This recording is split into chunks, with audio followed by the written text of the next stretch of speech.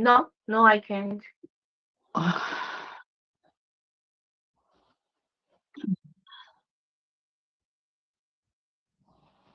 so I don't know how to do it. I don't know. No, no, I don't know. Just let me get out.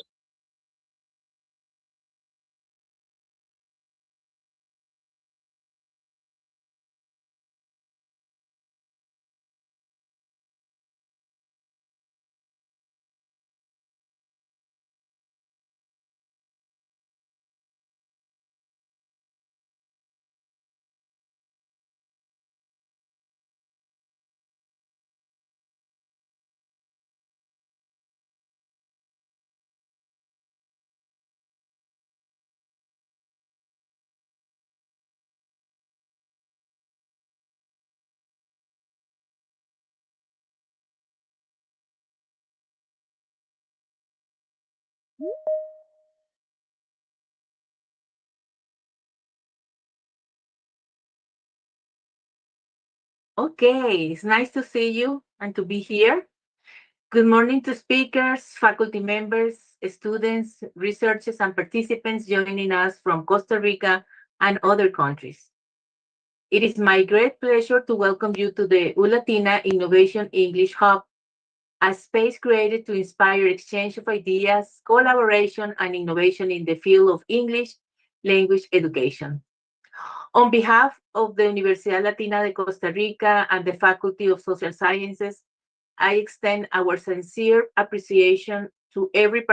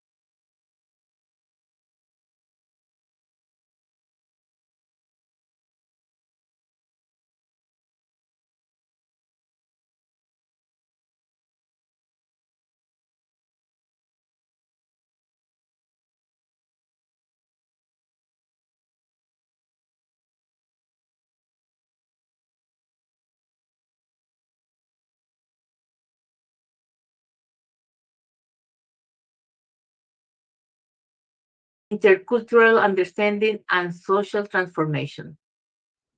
The ULatina Innovation English Hub was created precisely with this vision in mind.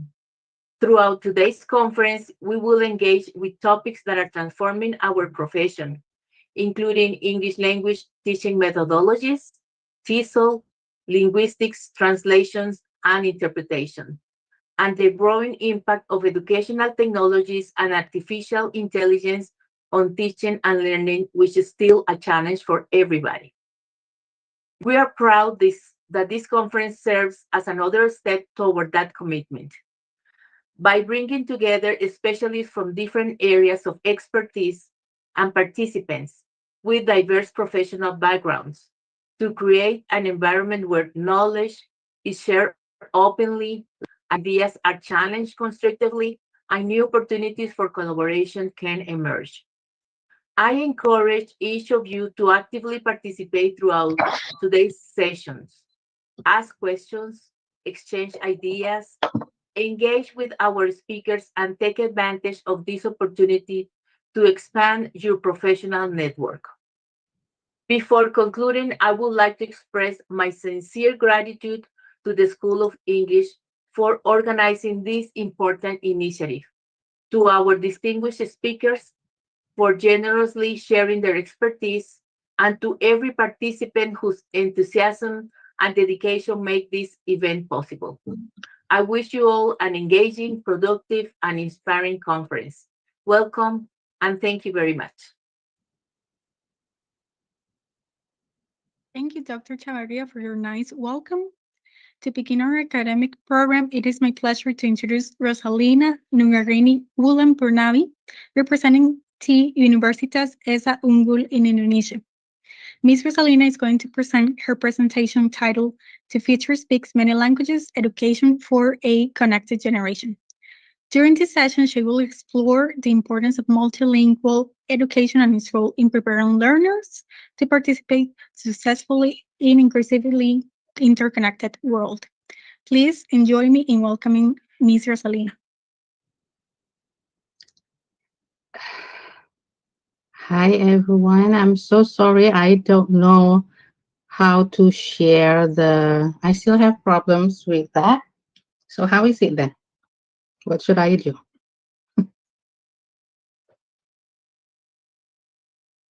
I cannot share.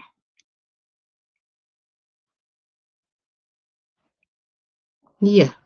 So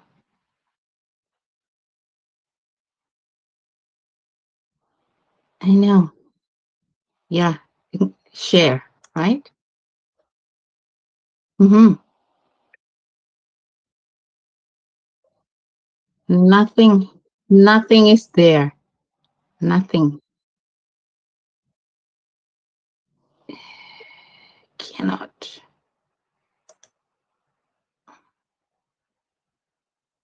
I cannot. I cannot. It's okay then without sharing my PPT? Or, hmm? Sorry?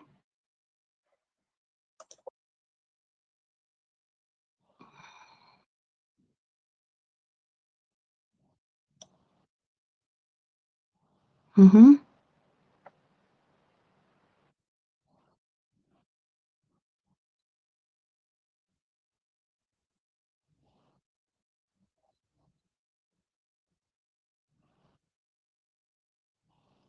It is already on.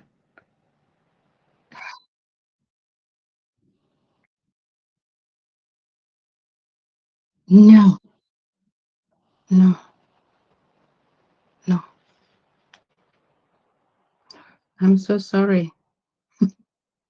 So I cannot share. So it's just, is it okay if I just talk without sharing? But actually,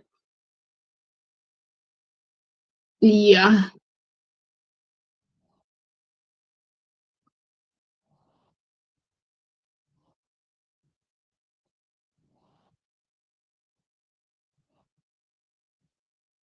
Mm-hmm. But you cannot see my face. That's also okay.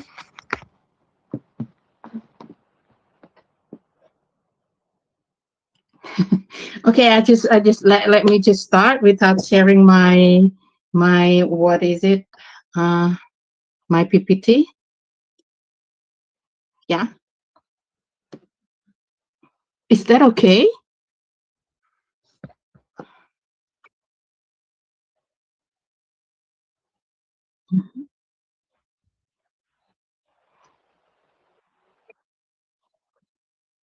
Ms. Rosalina, maybe you can send your PPT to Oscar or me so we can present it for you. Okay. Yes, I can. Yes, I can. Wait.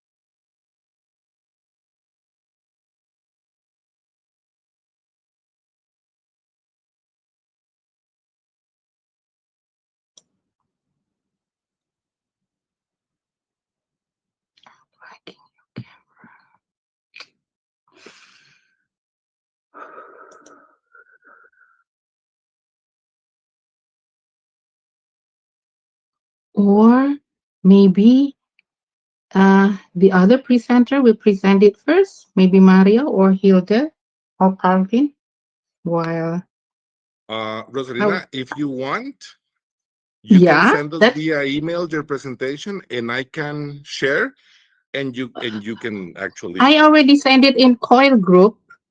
Can you open Okay, it there? perfect. Let me give me 1 second, Yeah. and I will open it myself. Hmm.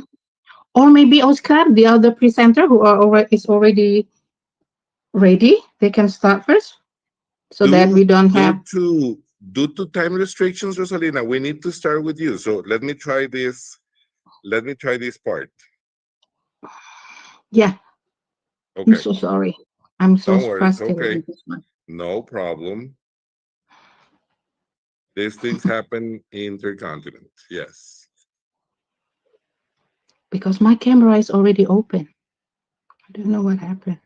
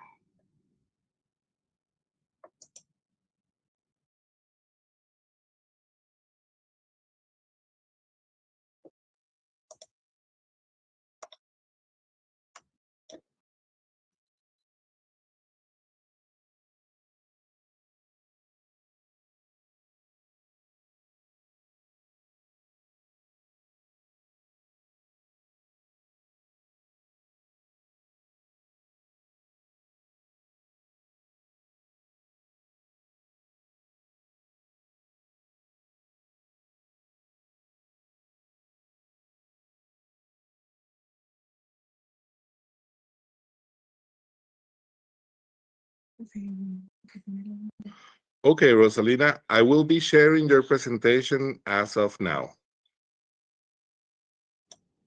Okay, so hopefully I can see it.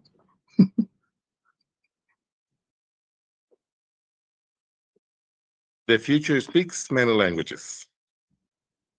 Yeah, okay. So now I can see it. Yes, okay. So I will start it. So sorry that this thing happened.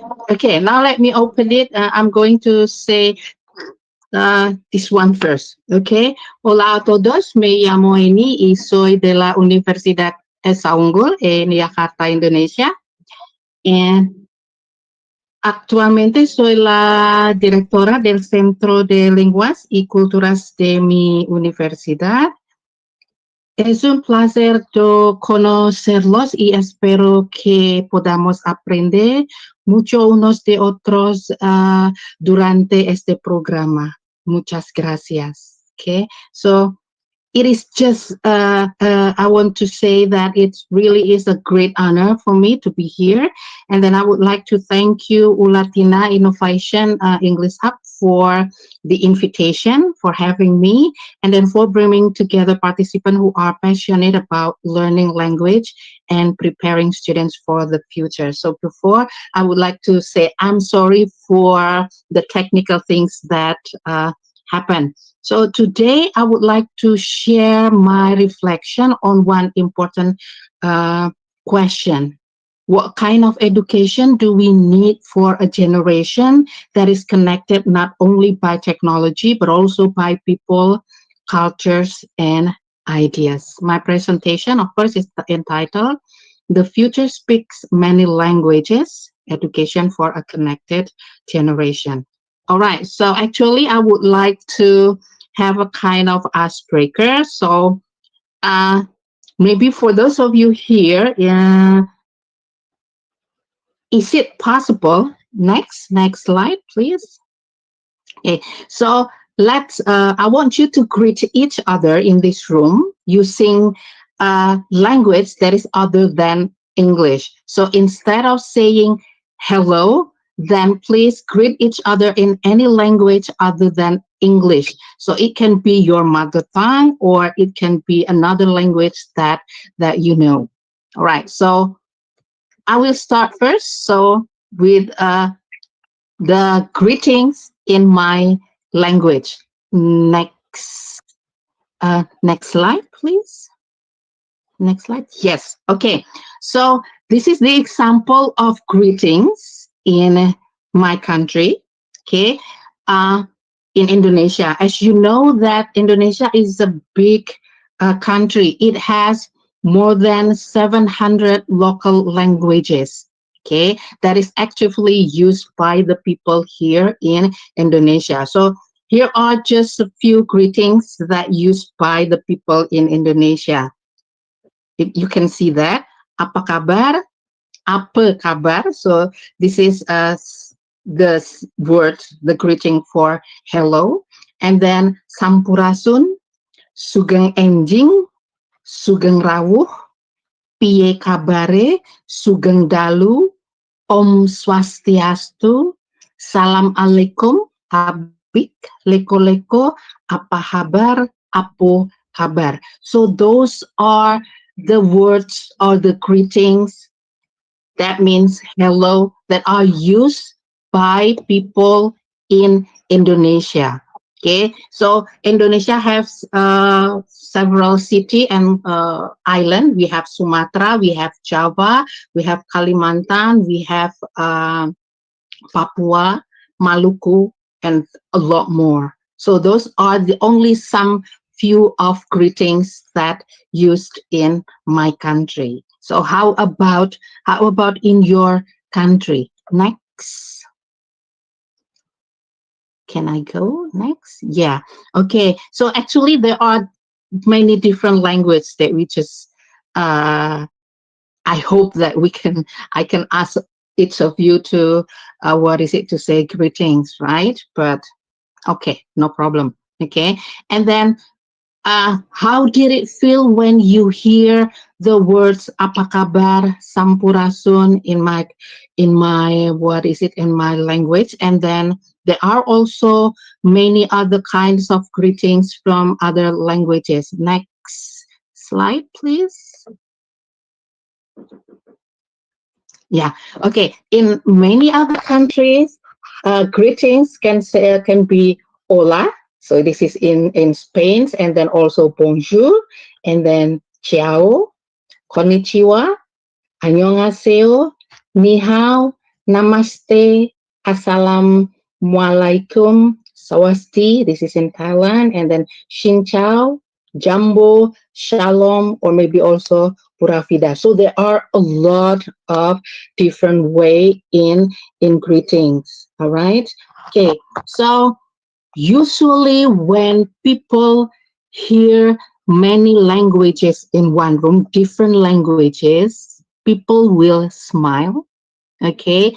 And then maybe they will also become curious, just like me. When I have communication or I get mixed with, mingle with people from different countries. So nowadays I have communication with Oscar from Costa Rica, with Hilde from Ecuador, and then with Maria also from Ecuador, and most of them they speak Spanish. So that's also make me become curious about the language. I really want to study that. So in the beginning, I try to make the introduction using Spanish, right? Because I really want to be able to do that. It makes me very, very happy that I can learn and say the greetings, the introduction using different language, not using my language, Indonesian, or using English. So that curiosity is exactly where intercultural learning begins. Yeah. Okay. And then next slide. Can you say? Yeah. So what we just discussed before, what I just showed you, the many different kind of greetings, it really actually reflects the words that we live today. Okay, that it is a world that filled with linguistic diversity. That every greetings like hola, good morning, bonjour, and then pura vida, annyeonghaseyo, as- and many more. Every greeting actually represent a kind of culture, and that language, every language represent history. Okay, every voice represents a different way of understanding the world, and the challenge, and because of that, the challenge for education today is not simply teaching students to speak another language. It is preparing them to communicate respectfully with people whose experiences are different from their own. So that's the challenge for education today. Okay, and then next slide, please. Thank you. And then what I want to say is that language is not simply a communication tool. Language is actually a bridge. A bridge to what? First, a bridge to cultures, a bridge to innovation, okay, a bridge to collaboration, just like what we do right now. We collab, okay, between Indonesia, Costa Rica, Uzbekistan, and then Ecuador and many other different countries. And then it is also a bridge to opportunity. So we can think about, for example, international research. Some people are now, some lecturers, some teachers like to do or like to collaborate in doing research. They team up with other teacher, with other lecturers around the world. Together, they want to solve problems, and they can learn the problems, the solve how to solve the problems from different perspective. Okay, so that's international research, and then also global business.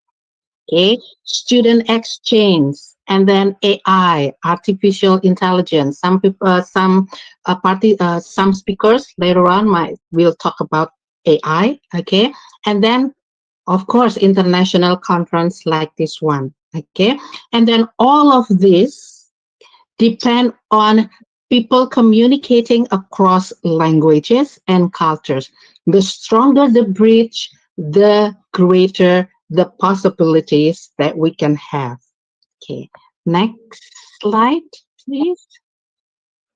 Okay, and then why does the future speak many languages? Okay, why do I say that the future speak many languages? Because the world itself has changed. Okay, so we can see this 3 point globalization. Because of globalization, digital connectivity and globalization are rapidly increasing cross cultural interaction, just like what we do right now. Okay, and then making multilingual communication is very, very essential in our everyday life. And then, beside the globalization, it is also because of the emerging of technology. This will enable people to connect with other people across border like never before. And because of globalization and energy emerging of technology, the future of workplaces will also change. Okay, tomorrow's workplaces and communities will demand multiple language skills, and making multilingualism a core professional and social competency. Okay, so we right now no longer work only with people in our own cities, not only cities, even with only with people in our country. No, okay, so just like now, okay, we work with other peoples from different countries. Okay, and then what happened with our students? Our students collaborate online with classmates from different countries. That's what we have done with, we do it together. Esa Unggul, Indonesia, and then Costa Rica, Uzbekistan, and then Ecuador. We let our students get together in the classroom, and then they collaborate in learning something. Okay. Then what happened with companies? Nowadays, companies tend to build international teams. So one person, one teams might not only consisted of people from the same countries, but it might consisted of people from different countries. So that's what happened with companies right now. And then, as I told you before, that researchers around the world would like to solve global problems together. So the future right now belongs to people who can communicate across cultures, and that future is already here, that we already face that kind of things. Okay, next slide, please. Okay, and then what is actually connected generation? The connected generation, today's learners, what I mean connected generation is today's learners are what we call the connected generation. Why? Because they have constant internet access, and it makes them able to communicate digitally every day, and they are comfortable with technology.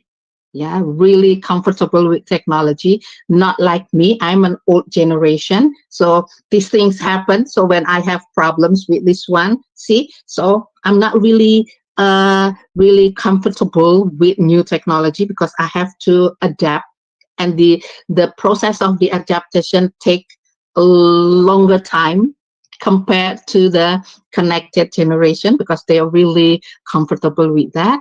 And then they tend to learn visually, and that they collaborate globally. So knowledge for them, for this connected generation, is no longer limited by classroom walls. Okay, for them, learning can happen anytime and anywhere. Our education, our educational approach then, because of that, need to evolve with them. Okay, next, and then what is the implication? Okay, if education changing, then the teaching must also change. Our role as a teacher, as a facilitator, is no longer only to teach the students content, but we must also help students develop their critical thinking, their digital literacy, their creativity, their communication, their collaboration, and this is also important, the ethical AI use and digital well-being. Okay, technology alone is not enough. Students still need teachers, us, who inspire, who guide, and help them make the meaningful connection. So what should we do? We should integrate then the technology purposefully into teaching. I'm sure that after this, there are some presenter will also talk about that, how to integrate AI into teaching. And then, of course, because technology will be integrated into teaching, then we have to develop students' digital literacy and their critical thinking skills. Okay, then we also, the school and university, and of course teachers, should promote collaboration, should promote creativity, communication, and then also problem solving. Teach responsible and ethical use of digital technologies and AI. This what happened. This is becoming already a problem for teachers. Okay, how to teach them the students to use AI, to use the technology wisely. Okay, and then this is also very important. We have to ensure the equitable access to digital learning opportunities for students. In my country, in Indonesia, for example, this equitable access to digital learning opportunities is not that easy. Okay, because Indonesia is a very big country, but the disparity between one city to the other city, especially on the access to technology, to the access to the internet, is very high. Okay, so this is one things that the government in Indonesia should solve. Okay, so that all the students across Indonesia can access the digital learning opportunities at the same level. Okay, next slide, please. Okay, and then what is meant by multilingual education is that it is much more than learning just grammar. It goes beyond that. It should prepare students to succeed in a connected world. Okay, when students learn why we have to prepare the students with this, because when students learn multiple languages, they gain access to more knowledge. They develop stronger communication skills, not only with the students in their country, but with other students across around the world. Okay, and because they communicate, they get along with other students around the world, they become more adaptable. So when they go here, they go there will be no problem with that because they can adjust. Okay, they're becoming also more empathetic and then more culturally aware. This quality actually are exactly what employers and societies need in the 21st century. So the example, because of this at Esaunggul, especially in my language center, we have several programs that help the students to succeed in a connected world. So we have immersion program. Okay, so we send the students to study or to go to other university in different countries, so they can learn certain subject. They learn also the language of that country and then also the culture. Or other students from different country come to Esaunggul and then they learn our language, they learn our culture, and then they mix or they mingle with our students, so they connected. Okay, and we also have International Youth Conference on Language and Culture. So this conference is especially for students and led by students. So the students will uh, present their ideas, their opinion on certain topic with other students around the world. So it will build their confidence in sharing ideas with students from different countries. We also have a Esaunggul International event where the students can uh, learn from the speakers around the world, from the expert around the world. They also learn about the culture because there are uh, cultural performance from many countries, and then there are also competition. So the students have self-confidence to showcase their ability in front of the juries that comes from around the world, and then also in front of students. They compete with other students around the world. And then we also have International English Cafe, where we collaborate with Ulatina. We collaborate with UID and also with AUT of Uzbekistan. So the students get together from those 4 different universities. Okay, they get together, they talk casually about very simple topics.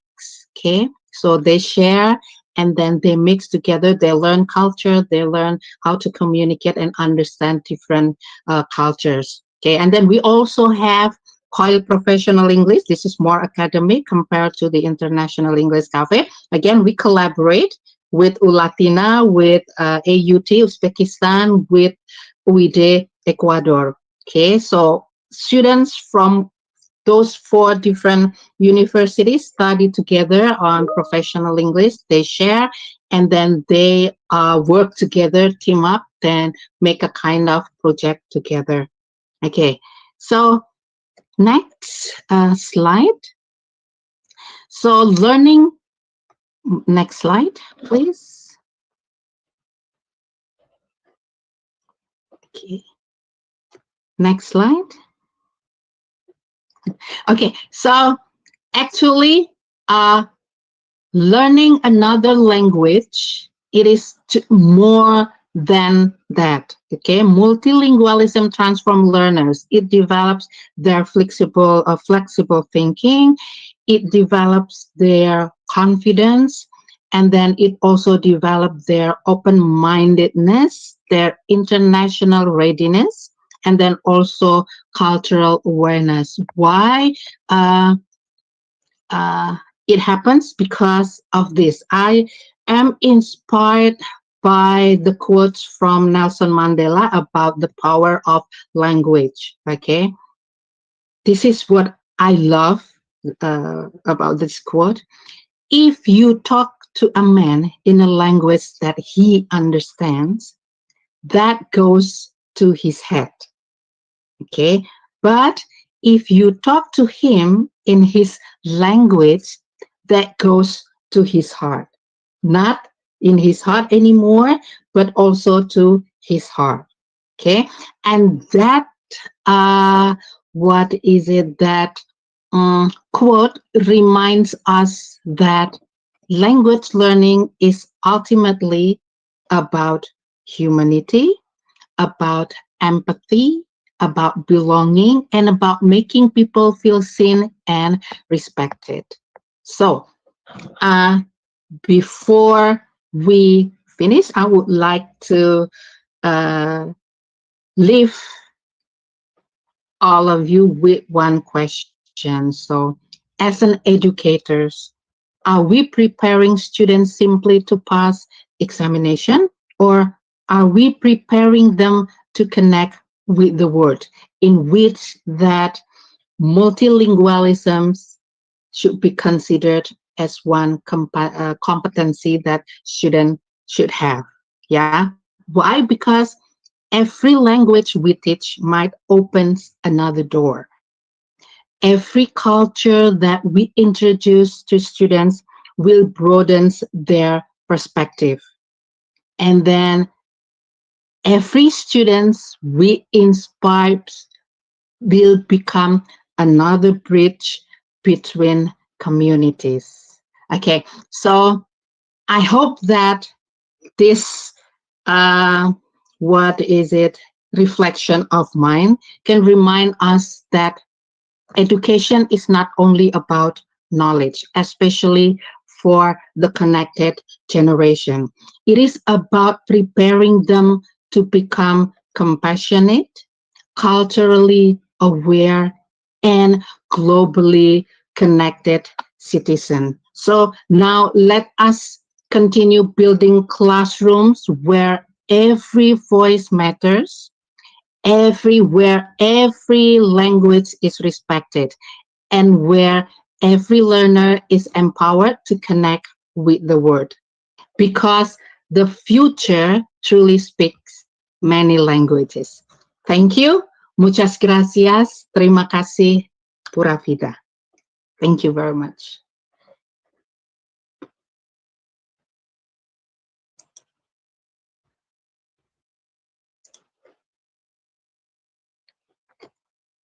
Thank you, Rosalina, for your marvelous presentation. It was very nice to hear you talking about how generations need to be connected. In this moment, I would like to give 5 minutes for probable questions we might have in the chat. So if any of our listeners have questions, please type it so we can choose some of them. Yes, okay.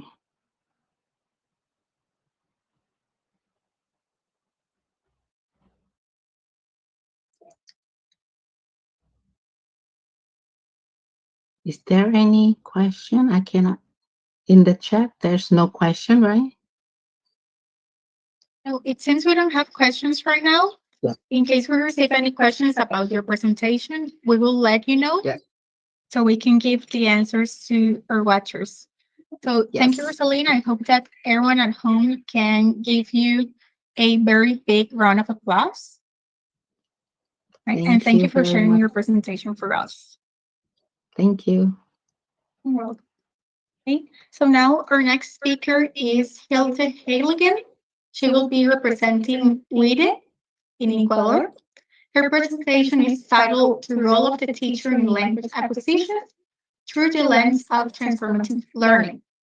During this presentation, Hilde will be examining how teachers can create meaningful learning experiences that encourage reflection, personal growth, and transformation throughout the language acquisition process. So please join me in welcoming Hilde Heiligen.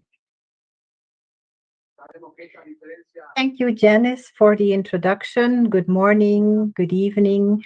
It's nice to be here. First of all, I want to thank Oscar and his team for this amazing initiative. I'm really very glad to be here together with Oscar and with my other dear friends from the projects that Rosalina has just mentioned. I would like to share my screen. Let's see if that works. Yes, I think it's this one. I hope you can see my screen. Thank you so much. Today we are here together to talk about innovation in English teaching. And when we talk about innovation, we usually think about methodologies, technology, artificial intelligence, but we sometimes forget that also as teachers, we have to constantly innovate and reinvent ourselves. So that is the reason why I would like to talk today about the role of the teacher in language acquisition through the lens of transformative learning. Let me see if I can make this as a presentation. Sorry about that. Yes, now we can continue. So some time ago, I interviewed student John because he had to register for the third time in his first level of English at the university. Usually, students fail a level twice when they are not dedicated, when they don't come to classes, they don't deliver work on time, etc. And when this happens, when they fail twice, they always need to have a meeting with me so that I can find out why they failed and how we can avoid them failing for a third time. They then sign a commitment letter and they are admitted to registration. And during the course, they also receive special attention, special follow-up to avoid their failing for a third time. But with John, the reasons for failing were different. He was a very brilliant student at his career, but he could not learn English or any other foreign language for that matter. His high school experience had been so bad that it had caused a mental block. So the English learning at high school had failed because, according to John, the teachers were bad. Unfortunately, this is not a story that I am making up for this presentation. This is a real world example that I am sharing with you. I only changed the name of the student to protect his identity, but what I am about to tell you about John is real.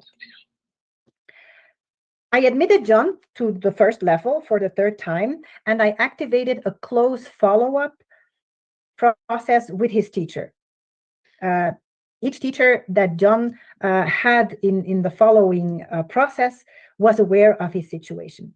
And luckily, he never failed his level again, thanks to the dedication of the teachers in charge. They made John feel welcome, acknowledged in his difficulties as well, and they motivated him constantly to learn and to improve. But towards the end of the track, when John was in his last level of English, his motivation dropped suddenly. The teacher in charge, let's call the teacher Mark, talked to him. And again, the demons of the past, the bad English teachers in high school, came up. So the teacher told him that he was not one of those teachers, that he was a good teacher. And he also said that he could trust him and that he could tell him what he needed to continue his learning journey. And one of John's answers was not to be part of group work in breakout rooms. We teach English at UID always online. So he didn't want to be part of breakout rooms because he didn't feel comfortable speaking with other students. So the next class, when organizing group work, teacher Mark kept John in the main room, acknowledging what he wanted. And surprisingly, John asked to be part of a group anyway. What happened at that moment? Why did a student with a deeply ingrained, years-long mental block suddenly chose to step into the very scenario that terrified him? The answer lies in the profound shift of perspective. John didn't just learn vocabulary or grammar in our program, he underwent a cognitive and emotional transformation. And this is where Jack Meziroff's transformative learning helps us understand the true weight of our role as educators, as English teachers. In Jack Meziroff's framework, students operate under meaning perspective. Meaning perspectives are habits of mind and points of view that were shaped by past experiences. And in this case, John's habit of mind was language teachers are bad people, and therefore English class is a hostile environment where I will be judged. And to change this habit of mind, a learner must go through a specific process. And I would like to share with you in the next slide, in the next table, the process that John went through together with Mark to change these habits of mind. And I will do that showing you the different phases Meziroff proposes in transformative learning. So the first one is the one that we have already mentioned, that is the habit of mind. And for John, that was believing that language learning is unsafe and that all English teachers are bad and hostile. In this phase, the role of teacher Mark was to recognize the trauma that had induced the mental block of John, instead of labeling him as lazy and not being able to learn a language. The second phase is very important in transformative learning, that is the disorienting dilemma. A disorienting dilemma in transformative learning is a situation where students are put in and where all their habits of mind are put upside down. In this case, in the case of John, confronting the drop of motivation in the final level and facing the demons of the past was the disorienting dilemma. The role of the teacher here was that Mark didn't step in to penalize, but to dialogue. I am not one of them. I am here so that you can trust me. The third phase is that of critical assessment. John realized that his assumption, all English teachers are bad, does not align with the current reality because he noticed that Mark was not one of them. So what the teacher did was creating a safe space and offering agency as well. What do you need? How can I help you? And then comes the last phase, exploring the action, where excuse me, where John tests his new assumption by voluntarily asking to join the breakout rooms when at first he didn't want to. And here the role of the teacher was to honor the boundaries of the student first, so that he felt secure enough to leap and to continue with his learning. Jack Mezirow, who is the father of transformative learning, distinguishes between two types of learning. The one is instrumental learning, that is oriented towards a task, like, for example, memorizing verb conjugations or learning a grammar rule. And the other one is communicative learning, which is about understanding values, understanding feelings, and understanding meanings. As we mentioned before, John's block wasn't instrumental because he was a brilliant undergraduate student. He was the best student of his career. His block was communicative and emotional. So teacher Mark didn't solve John's problem by giving him better grammar worksheets. I'm sorry, I think that there is a microphone on somewhere. Sorry. So he didn't solve John's problem by giving him a better grammar worksheet or something like that. He solved it through relational communication. And this allowed John to renegotiate his understanding of what an English classroom represents. So in transformative learning, a teacher is not an authority transferring knowledge, but a facilitator of a holding environment. And by letting John stay in the main room, Mark practiced what Patricia Cranton describes as honoring the learner's autonomy. Paradoxically, by giving John the freedom to stay behind, that gave him the safety to move forward. I'm sorry. The safety of the environment dissolved the mental block, sorry, and that allowed cognitive learning to finally take place. Sorry about this. In language learning, or in language acquisition terms, Mark successfully lowered John's affective filter. I think that we all are familiar with Stephen Krashen's classical hypothesis that reminds us that when students experience high anxiety, a lot of fear, or a lack of trust, a mental barrier, the affective filter, goes up. And this completely can block the brain from processing input, no matter how brilliant the student or even the lesson plan or the teacher is. John's high school experience had permanently raised this filter. And by removing the pressure on the breakout room, Mark had lowered that filter again to 0. The psychological safety of the environment dissolved the mental block, allowing in that way the cognitive language acquisition to finally take place. John Dewey taught us that we learn through experience and through making mistakes, but transformative learning takes this even a step further. Transformative learning says that we do not just learn by doing, we learn by re-evaluating how we see the world while we do.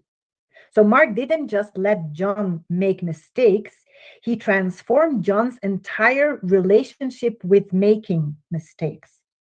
So John's sudden decision to join his peers wasn't just a change in behavior, it was the outward sign of an inner transformation. So he had this successfully dismantled a limiting habit of mind, a mental block that was built on years of negative conditioning, and replaced it with a new perspective on trust and capability.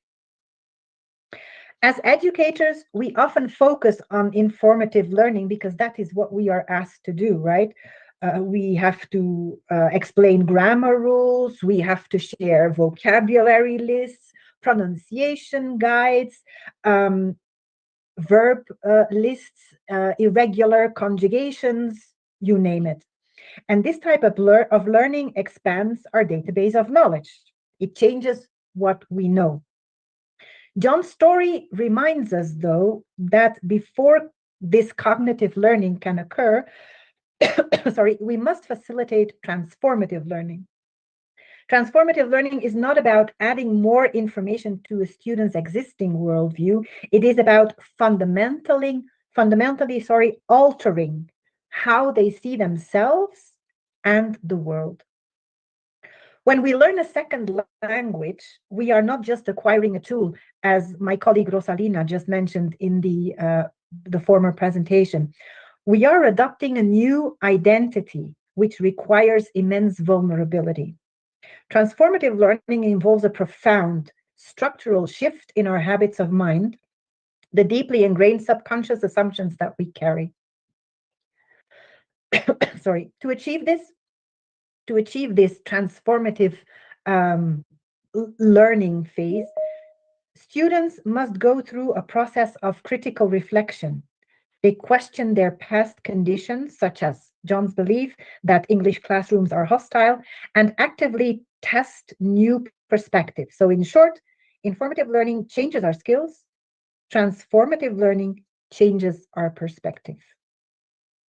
According to Jared Meseroff, transformative learning occurs when a student critically reassesses their assumptions about themselves and the world. Today, I wanted to explore how we, excuse me, as language teachers, can move away from being mere transmitters of language or knowledge, and instead become facilitators of transformation by creating the psychological safe space our students need. I am so sorry, to rebuild their perspectives and to allow them to transform who they believe they can be. The case of John shows that a language teacher, that as language teacher, we can make a difference in students' lives if we are willing to move away from teaching towards the student and the learning. Thank you so much for your attention. Thank you, Hilti, for your presentation. It was very interesting to listen to and a very common topic that our students are currently learning about. We're going to open a space for questions in case there are any in the chat.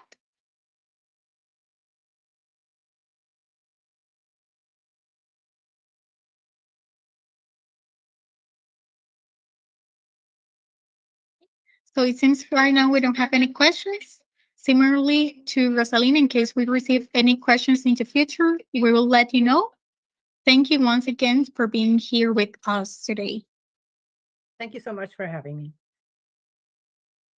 Okay, now our next presenter is going to be Parveen Kumar, which is my pleasure to introduce. He will be representing the American University of Technology in Tashkent, Uzbekistan. His presentation is titled How Not to Fail in Public Speaking. During this session, he will discuss common public speaking challenges and offer practical perspectives on communicating with greater confidence, clarity, and effectiveness. Please welcome Parveen Kumar.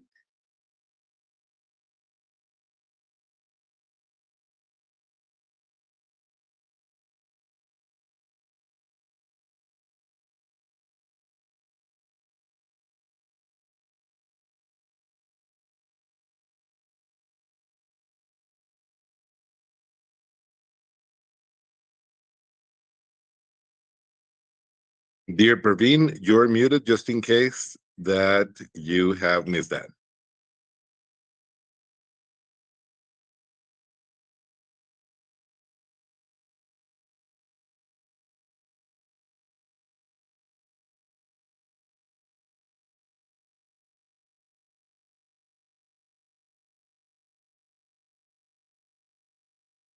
Praveen, you are still muted.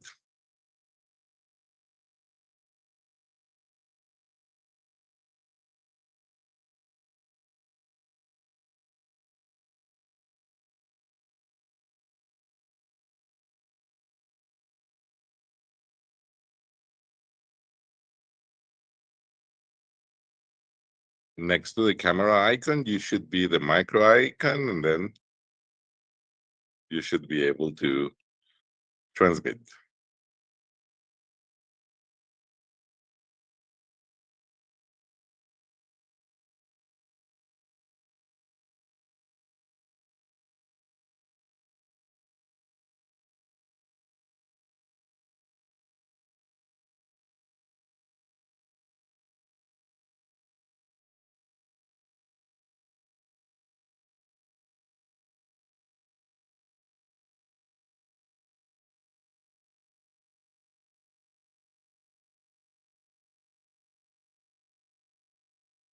Thank you, Oscar. Apologies. So I hope I can start now. Am I audible to everyone? Yes, Parvin, we can hear Thank you you. so much, Rosalina. Loud and Thank clear. you. Very good. Loud and clear. Thank you so much. So I have started with my dear friend Oscar. I have started with a successful failure in managing the technology, isn't it? Which, although you don't expect from me, but I just did it because I was not prepared. I should have seen how to do it. I was busy with background and then all these things. Sorry, but next time it won't happen. So what I will do now is I will start the disaster presentation, which will ensure that you all will be convinced that I know how to fail in giving a good presentation by giving like a bad presentation. So I'll go to open a presentation that I have ready. And before that, I would think to present my topic, the topic which has been introduced as how to fail, how to give a bad presentation, or maybe the worst presentation that you can give. A couple of examples I have already given. I have probably been successful in failing to manage the opening, so that can be done. So I'll be providing you a few tips and ideas on record. It will be recorded, it will be listened by audience, and we are going to talk about many things. Now, when I'm going to talk about how to fail, one of the things are like what I did just now. So that's the thing that we do. And now I can easily move on to share a slide set. And here we go. I hope things are there on the screen as well, which I know. Now I'm talking about how not to fail in public speaking. Now, if I say how not to fail in public speaking, I can go the other way, the other side of the mirror or under the carpet, what the design is. I'm talking about how you can fail. I can fail by being not prepared. I can fail by being disrespectful. I can easily fail by being completely absent and not be there on time. So they're different things. In all these things, I do believe that one of the things that I'm going to state to you, I discovered today the worst part of a presenter and the best part of a presenter of public speaking. I'm not talking about presentation skills. I'm not talking about official presentations. I'm not talking about academic. I'm not talking about when you give an exam. I'm talking about public speaking, which is known to you and me as informative speeches, persuasive speeches, sometimes ceremonial speeches. We also give speeches to explain something about artifacts. Maybe we pick up some object and then we speak about that. So these things are there. So we do these things. So I'm going to get my content back to the screen, and here we go. In case we lose the presentation or the site of the presentation, I'll be very quick to come back to this. So let me just do show more people. However, I cannot see myself, which is not required either. Now, when I'm talking about this particular thing, which is how not to fail, yep, show active speaker, and please minimize. I cannot minimize this presentation hub. Fine. Done. So, how not to fail in public speaking? There are two concepts here that I'm presenting to you. One is a rhetoric. One rhetoric is like, which is about ancient concept of giving a persuasive speech. We also talk about something which is sine dictum, which is the crispy, concise Gen Z formula, which was implemented by the millennials as well. So it's a 3 minutes movie concept that I'm trying to relate to public speaking and trying to give this idea that how not to fail by telling you how I have failed sometimes in public speaking. But it's like football. Like you lose, but after 4 years, you come back to give good performance. So I'm not bringing the World Cup discussion here. But yes, I'm making a relevant connection with something that all of us are aware of. So here we go. And public speaking in life. Now, it's for everyone and it's everywhere. while I was coming back from my office, and then I'll find someone who will ask me something, and I don't speak Russian or Uzbek, but still I'll try to understand something, give an answer. That's a public speech. I reach the shopping center, I buy something there, public speech. I make a call home, I talk to my children, my wife, and family. So that's a public speech. I was talking on WhatsApp or Telegram with my colleagues and friends before the participation in the conference. That's also public speech. Why? Because public is made of humans, so it's everywhere. But why? I mean, what's the reason for this? If I don't understand the reason, I'm going to fail. The reason is that if you're making food for someone, so there are two types. Either people are hungry, okay, you make food for them, which is different kind, maybe different requirement, or people are there for celebration, like porridge, which can be given to someone who's hungry, may not be one of the finest things people like, maybe when they're having a wedding feast, or maybe they are celebrating, there's a party, and then you say everyone is coming for porridge and some sandwich and all. They say no, we need something better, something more celebrative, more fascinating. So that these are the things. So public speaking is something which has a reason behind it, because human beings have an urge to be seen. Human beings have an urge to be acknowledged. So that's probably there, that we all wish that we should be remembered by the world. Now, is there a way that I can prescribe how there can be a successful failure in public speaking? Yes, there are ways.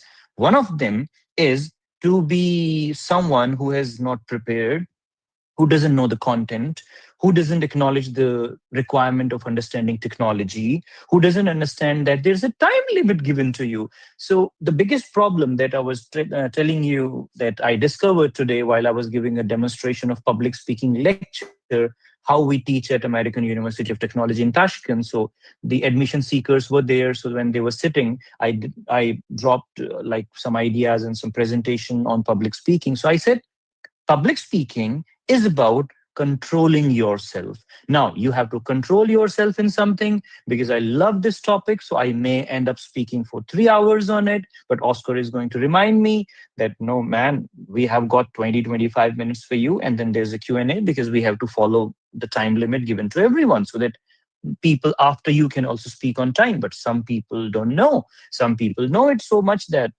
they're conscious. So that's there. Now, in terms of public speaking, there are different fears.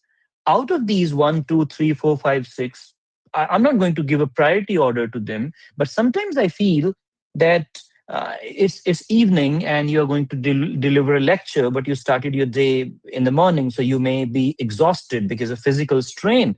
You have to give a presentation by being loud because the microphones are not working. And maybe you are teaching something to kindergarten students and you have to run, you have to dance on rhymes and all. Then there's a physical exhaustion, strain that is there. However, the reason for this is going to be energy issues. So you eat something, you keep something for you, and then you're energetic. That's not the biggest fear. Fear of inaudibility is there. Fear of being misunderstood is there, which is, probably half of the problems that we have in our mind. They are generated by the fear that other people will not like it, so I won't do it. So public speaking has suffered for the same. The reason is we speak for people, and people influence our mood, our intentions, our mindset.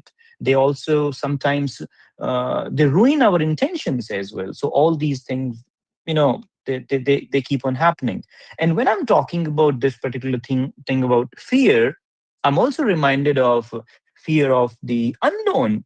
I don't know, hey, what happened? I don't know what is going to go wrong, but something is going wrong. And then, whenever I give presentation, Microsoft Teams or Zoom, they don't support me. I don't know why. My internet is not working when I'm giving a presentation. Something is there. Now, why this fear of the unknown happens? Because I have no like friendship or no familiarity with the way of delivering it. So that way, I mean, you set me to play football, but I don't know the rules. I mean, I'll be picking it up like a handball and I'll be running to the goalpost, which is, you say, no, this is not the rule. So fear of the unknown, and these are fears which people like sometimes encounter. Now, I can help you fail. Now, just follow this prescription which is on the screen. So the first one is written, the second, third, and fourth, all of them are written. Hey, I cannot bring them to the screen. What happened? Did I copy paste something and it is not there? So I can help you fail, but you have to discover your own reasons. You have to find your own ways. So this is my prescription. The prescription for failing in presentation is say something that no one can see. I mean, public speaking is about visual storytelling sometimes. You have to create images in the mind of those who are listening to you. Public speaking is about acknowledging your audience. Public speaking is about making a good PowerPoint presentation, not like this, in which you have got 4 points which are not visible. So that's a prescription to fail. Your views should not be visible to people. You'll fail. What you say they cannot read and understand, you will fail. What you're presenting doesn't make sense to them, that again causes this. But now let me move on to this thing. What's the need of putting this picture about tying laces, shoelaces? So I say this way, that how not to fail is as much as you can do in your practice. So the gap that you have or I have about giving a speech and something in the mind. So I have an intention, but when I go and give my literal speech, I cannot bridge them together. So because there's a gap in it. Why? Because there's no practice. And why we don't need to look at the laces when we are tying them? Because we have done them so many times. I mean, if I have to scratch my cheeks, I'm not going to end up scratching my head. Why? Because I know where they are. Practice. I mean, this is not practice, but this is awareness about yourself. But practice makes us good public speakers. I'm not saying perfect. I'm not using the word perfect. One of the disclaimers of public speaking, not to fail, is never consider, like, there's one thing very nice. It says that if you believe that you are the smartest person in the room, my dear friend, you are in the wrong room. So if you believe that you become or I become the best speaker, it means that's not the right place. It means you're somewhere else. So no one can be perfect in public speaking. The moment you believe you are, there's a problem. How not to fail? Make your speeches not the upside down iceberg. Sometimes, what happens is I'm going to speak for 10 minutes. And after that, you know what? I mean to say this. Then someone will say from the audience, you say, listen, Mr. Parveen, what is this? You spoke for 10 minutes and in 1 minute, you're giving us the gist. So this is not fair. So tell them what you want to tell them rather than leaving them understanding the hidden iceberg, like something that. So what you do is you give a speech which is compact, like that iceberg. They listen less, but they understand more. So that has to be something there. You need to something like don't try to dictate something to them. It has to be shown to them. Your energy, your enthusiasm, your intention, your connection with the topic, all these things have to be there. There's one more thing that, I mean, we are talking in Costa Rica, I'm talking from Uzbekistan, my home is in India. We have got our very close partners, friends from our COIL team from Indonesia, as well as from Ecuador. And what are these things? These are stories. When you tell anything, I haven't found even one single sentence in human communication which is not part of a story.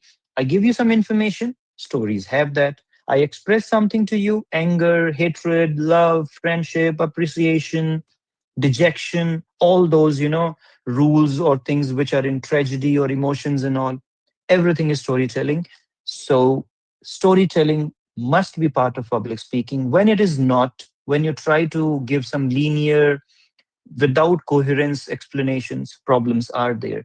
One more thing, when you saw me, which is going to be seen later as well, I was not able to establish a good beginning of my speech. Why? Because my view was not clear. I was trying to pick up something like from here, I was trying to clean the camera, or I was doing this and that. Just imagine the finest of the movies we have watched. Believe me, sometimes what happens is you are just binge watching something and you move to Netflix and you move to a movie. The establishing shot, like something goes like this, and you say, wow, I have to watch this. So the first 3, 6, 10, whatever you call it, like these minutes, the establishing shot has to be something that everyone gets attached to. So that has to be there. Now the script thing, couldn't share your content. Okay, it goes back, and I'm very quick with this attachment of slides again. So every time you step up to speak on a stage, my dear friends, a movie begins. It can be Dead Poet Society. It can be something from Hollywood. It can be something from Bollywood. It can be anything, anywhere, but it's a movie which starts. The moment I started talking to you, there was a movie that I became part of. But my understanding, which is given to me by my friends with whom I work, who are present in the meeting, by the students we get to teach, and my teachers as well. They say, listen, you're not the presenter, boy, you are the director of that. So I'm the director of this presentation right now. Anything which is happening is on me, even if I'm acting. So presentations, public speaking, you should not forget that you're not just the presenter, you're actually the director of that presentation. And there's something called stage geography. You will see some people, they get stuck, frozen in a particular corner of the room. The whole speech will be given from that place. Situation one. Situation two, how not to fail. You have seen theater. In the drama, the good ones, all good ones, people move, but they move for a reason. So the pace of their movement, the way they place themselves, we call it blocking on the stage. Like if there's a stage of this size, you'll see my actors moving from this place to this place and somewhere like that. So audience remains in control of that positioning they do. I call it stage geography, and theater calls it blocking technique that is required. Many times we don't do that. Many times we feel that we can get stuck and fixed to one position, one place, and we don't move. That time, people sometimes lose attention. And right now, what from where the light is coming, it's not coming from here on me. You are the one who is my light. Because of you, I'm getting seen, which means in the movies, which is lighting and focus, right now, your attention is the light. So I have to control your attention as well. I have to control the attention of my students. That's why teachers sometimes say, don't use your phone, even if no one is using the phone. So that's the trick we do sometimes so that every attention comes to us. Now, what kind of a confidence we need if we don't wish to fail? You need technology confidence. You need confidence in your audience that you people are not going to, uh, like throw something on me. You are not going to avoid listening to me. So there has to be confidence in the audience. There has to be some self confidence, like which comes after preparation. There has to be some confidence which is after the speech, the way you close. I mean, you should be confident, you should be positive when people sometimes criticize you. And there has to be a confidence in the reflection that you should do after the speeches.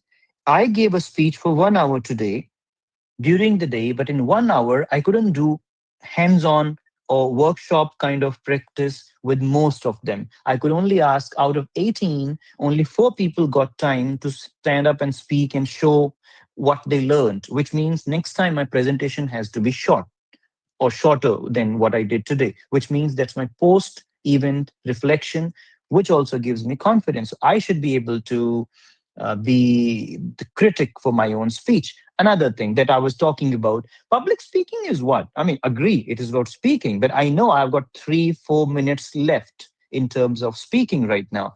So it's all about controlling yourself. I mean, I don't even probably today, if I'm talking to you and I have an opportunity to say something strange, something unique, I will say that it's just about my ability to control myself. I call it public speaking. Control, not always taking yourself back. Control is about moving forward as well. May I control myself, like, the midfielder or the positioning in the football field? Your position is here. So you don't try to, the goalkeeper is not going to keep hitting the ball and take it to the other side. Everyone knows, but sometimes you have to set yourself free. So you have to know yourself. Like cinema, this is how life goes on. And moving on to conclude things, leave them with a cliffhanger or a post credit attraction in your speech till the moment you're not out of sight from the audience, you're visible. I mean, if you are seen, it means the people can easily analyze you, make judgment. Sometimes what we do is, I'm an Indian, I go to Costa Rica, I get to see that people speak this language. I'll talk to my friend, I'll say, can you please teach me a couple of words that can be said in the beginning? Or someone asks me that I'm giving a speech in India, what can be the word? Which means we say, you can say this or you can say that. So that's how we also go ahead. We need to use local colors. Sometimes we become so selfish. Sometimes we become so nervous as well. Sometimes we have one presentation that we keep on using. We don't do a modification. And now this code switching is something which belongs to my colleagues as well when we talk about English or language teaching. So you switch languages. Sometimes you can use a word from Spanish or from Italian, from Uzbek, or you can use something from Hindi. That switching attracts people. Not a crazy, irresponsible switching, but switching is that you bring some synonym. Immediately you say that in English as well, so that they know that you know both the languages, but that helps. So these two small pictures that I've shown, the Uzbek dress up of two small, you can say icons or kids here, it helps give kind of an Uzbek color. Now you can start your speech with a story, you can give some data, you can talk about some experience, or if you don't have anything, use wise words from like anyone. Like it can be a poet, it can be some filmmaker, it can be an actor, it can be you. Use something that you never forget. That's there. And sometimes we know that we have been given 20 minutes, so we keep on managing the time. Oh my God, 3 minutes are done. Sorry, my time is over. Abruptly stop. No, manage your focus. Time cannot be managed in a way. So that's there. There's one more thing that I should bring here. Yep, go ahead and fail. The stage is yours. Will you? That's the question that I'm leaving you with. Will you be able to fail? Anyone who gives a speech on the stage never fails. It's always in the mind, like Paradise Lost has this thing. The mind can make hell of heaven and heaven of hell. So if you feel that you can fail, believe me, you cannot fail, because every time either you win or you learn. In public speaking, it's very tough to fail. So you can give it a try. It won't happen. And if it happens, the last sentence, the last, you say, slogan from my side, please, if you feel that one day the speech hasn't been good, it's a game, my friend. Next match, you will be back to win, to do well. So do not celebrate your ignorance. If people do not listen to me, doesn't mean that say that, fine, they don't listen to me, I don't care. No, you have to grab their attention, get back to the best self of you, because when you go to give public speeches, take the best of you there, because if we do not know something, we can get to know that. So that's what I believe. And now I'm intentionally clicking on stop sharing. Now Teams cannot stop me from sharing because I have done that. Over to all of you. I might have taken 18, 20 minutes already, or maybe precisely 23, 24 minutes. Over to Oscar and Janice, and I can see Rosalina as well, and Professor Hidley as well.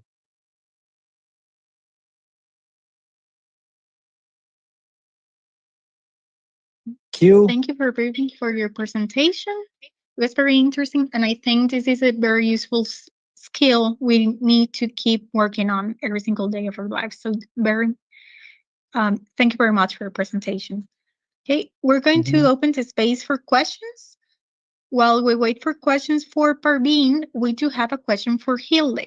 Okay, so Hilde, if you're still there, we have a question for you. Yes, I am there, Janice. Hey, thank you. The question says, hello, Hilde. How can we help teachers move from an instrumental teaching approach to a communicative one, mainly in an EFL country? Thank you. Thank you for that question. I think it is a very important one, because I think that we have to move from our classical teacher view that we have, right? We are knowledgeable experts. We are the ones who have to transfer the knowledge to our students. But I think it is more important that we start considering ourselves not as the teacher, but as the facilitator, as the person who is accompanying the student in his learning journey, where the student, first of all, feels safe enough to make mistakes, because we cannot learn if we don't make mistakes. But especially I think in foreign language learning, there is this fear of making mistakes and what will the teacher say? What will my peers say? So it is very important that we as teachers create a safe space where our students are willing to make mistakes and therefore can be able to learn. I think that is the main shift that we have to make as foreign language teachers from a yes, from a teacher-centered approach to a student-centered and a learning approach. It's less about teaching and more about learning, I would say. Thank you very And I much hope for that the answer. that answered the question, and thank you for that Yeah, question. thank you. Okay, it seems that we don't have questions right now for Parveen. So if we get a question in the future, we'll let you know. Thank you very much for this position. And I will give the microphone to Mr. Oscar Viquez. Good morning, everybody.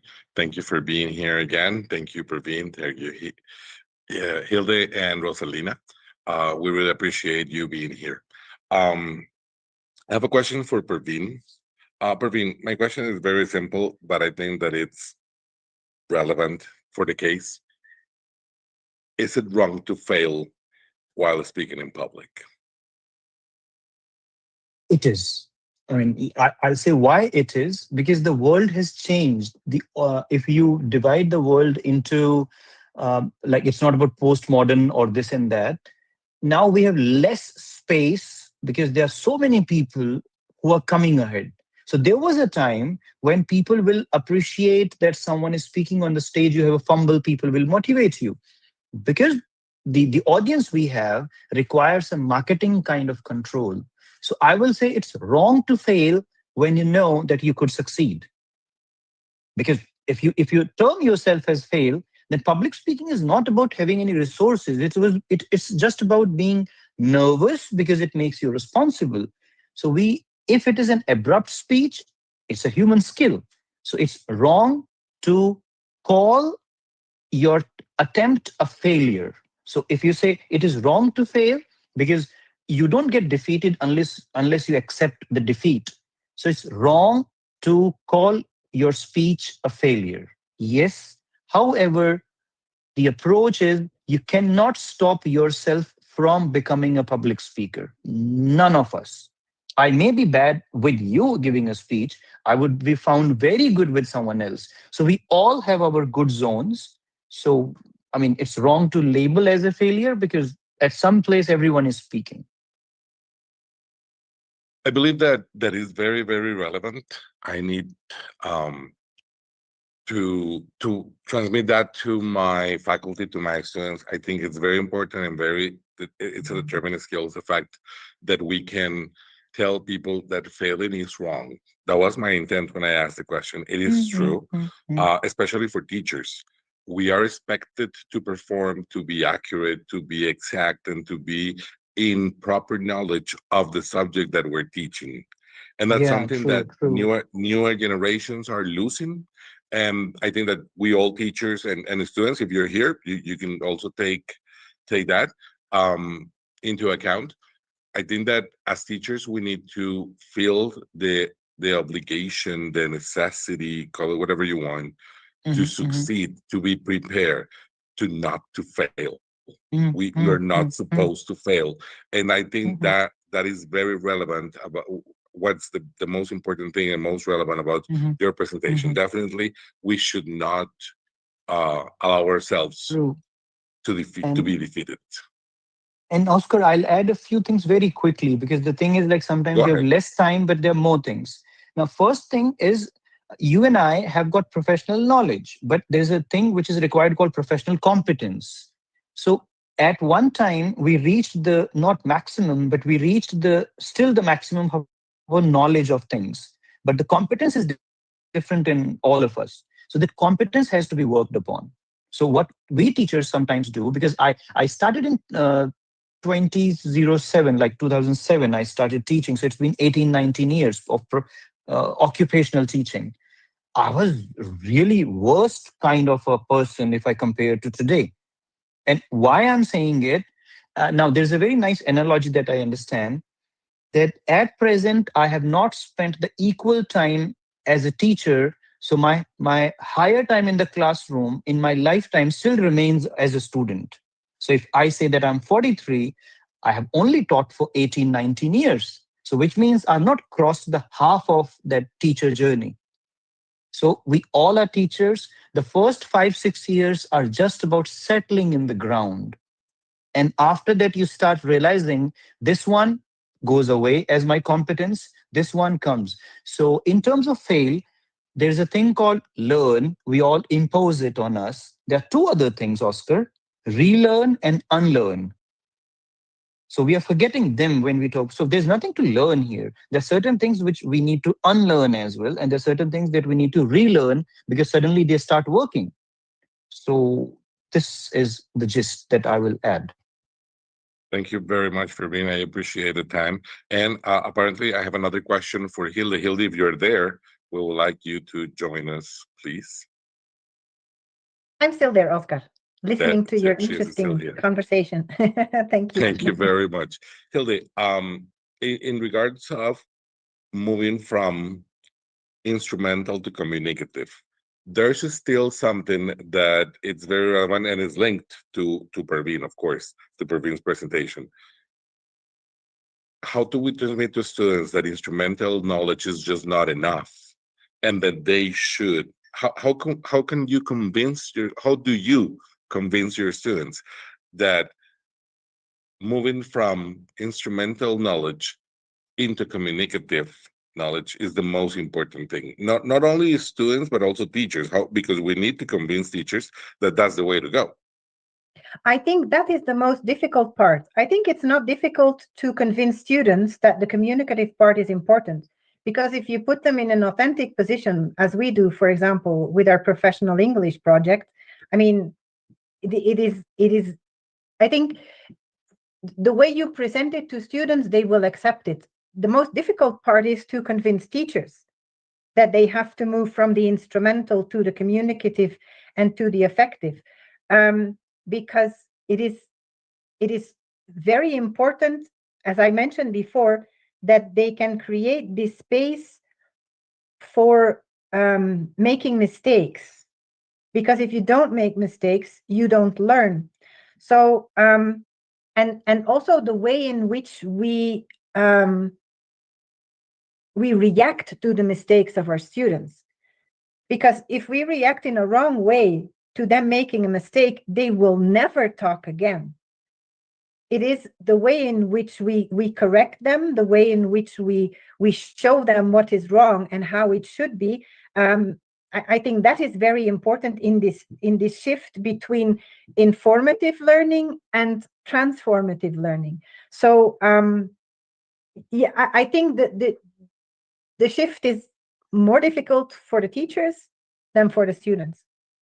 I think that's very relevant what you said, because if we traumatize the students, if we put them on the spot, that's when the errors become fossilized, right? And they Yeah. stick with the students for the rest of their lives. And we all have had that said, um she are instead of Mhm. she is, right? Like and you're agreeing with me. I can see it that is very normal. It has happened to all of us. And for the audience, you need to understand that Hilde, Pervin, and I were from very three different contexts.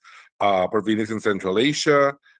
Hilden is in Ecuador, South America, and I am in Costa Rica, Central America.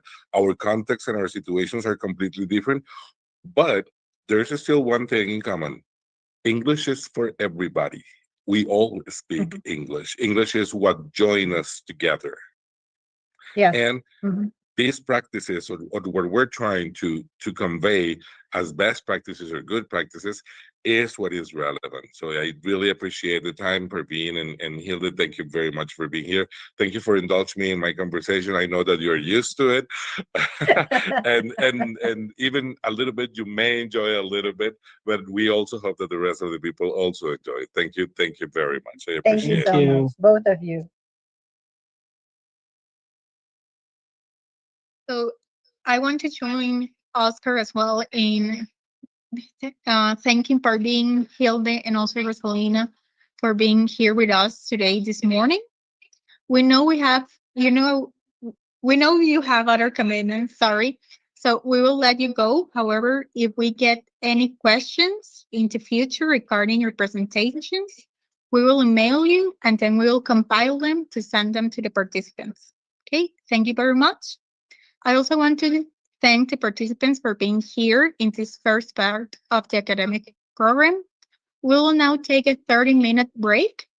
We will invite you to return at 11:15 a.m. when we will continue with our next presentation. Thank you so much. Bye-bye.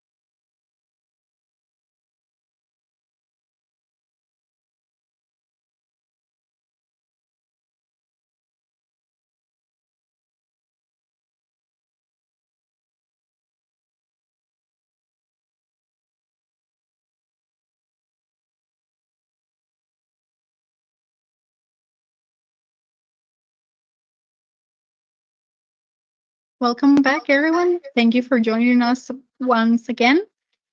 It is my pleasure to introduce now Dr. Aminael Sanchez Rodriguez.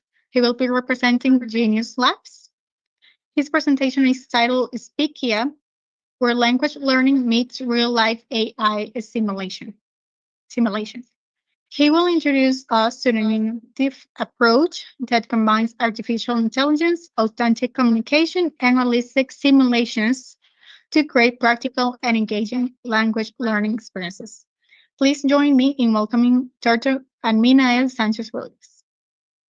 Thank you so much, Janice, for this kind introduction. Thank you, everyone, for letting us join this really important event today. As Janice was mentioning, I'm representing Genius Lab, which is the AI software factory that is behind the Speakia product. So today I want to present Speakia not only as a language learning platform. This is a pedagogical proposal for a new moment in higher education. The central idea of Speakia is quite simple. In a world where knowledge is everywhere, the real value in education is not longer only the content we as teachers provide. The most important part of this engagement is the experience that we design around learning, practice, feedback, confidence, and real performance. So you might all know, actually, this was something that was mentioned by other speakers today. Universities were built around access to expert knowledge, books, lectures, library, professors, classroom. But today, these access have changed dramatically. A student can find explanations, translation, can even use ChatGPT to enhance learning experience. And this can be done in seconds. So this doesn't make universities irrelevant, but we should acknowledge we are at a certain class of crisis worldwide. So this changed the source of the relevance for the universities. How should we design or redesign the university in the AI era is to become designers of learning experiences, guided, contextual, ethical, social, and outcome-oriented. And the Speakia, our platform, is built around that really important and relevant shift nowadays. So the central pedagogical hypothesis behind Speakia is that, actually, I really enjoy Hilda's uh, lecture about this, is that many learners are fluent in theory, but they frozen in production. So they know what they should say, they know all the theory behind this, but when the real context appears, for example, an interview, a client call, a classroom discussion, air-pointed introduction, or real life speaking in public, as my predecessor was saying, the anxiety, speed, accents, ambiguity, and social pressure interfere with their performance. So traditional learning often prepares students to recognize the language, but we at the Speakia prepare them to perform with language. This is the main motivation behind Speakia. So our hypothesis that language proficiency emerges when learners move progressively from content understanding to meaningful production. So Speakia does not reject content. We support content. We believe that content matters, but content alone is not enough.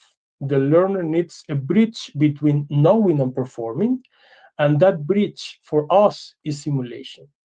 How can we prepare the learner to introduce them to a safe, repeatable, adaptive space where they can practice the exact situations they will face in real life? They will encounter when they just gets outside of the university, of the campus, of the classroom, and they face these real life interactions. So we built a Speakia around this, and everything starts with personalized roads that are what we call learning path.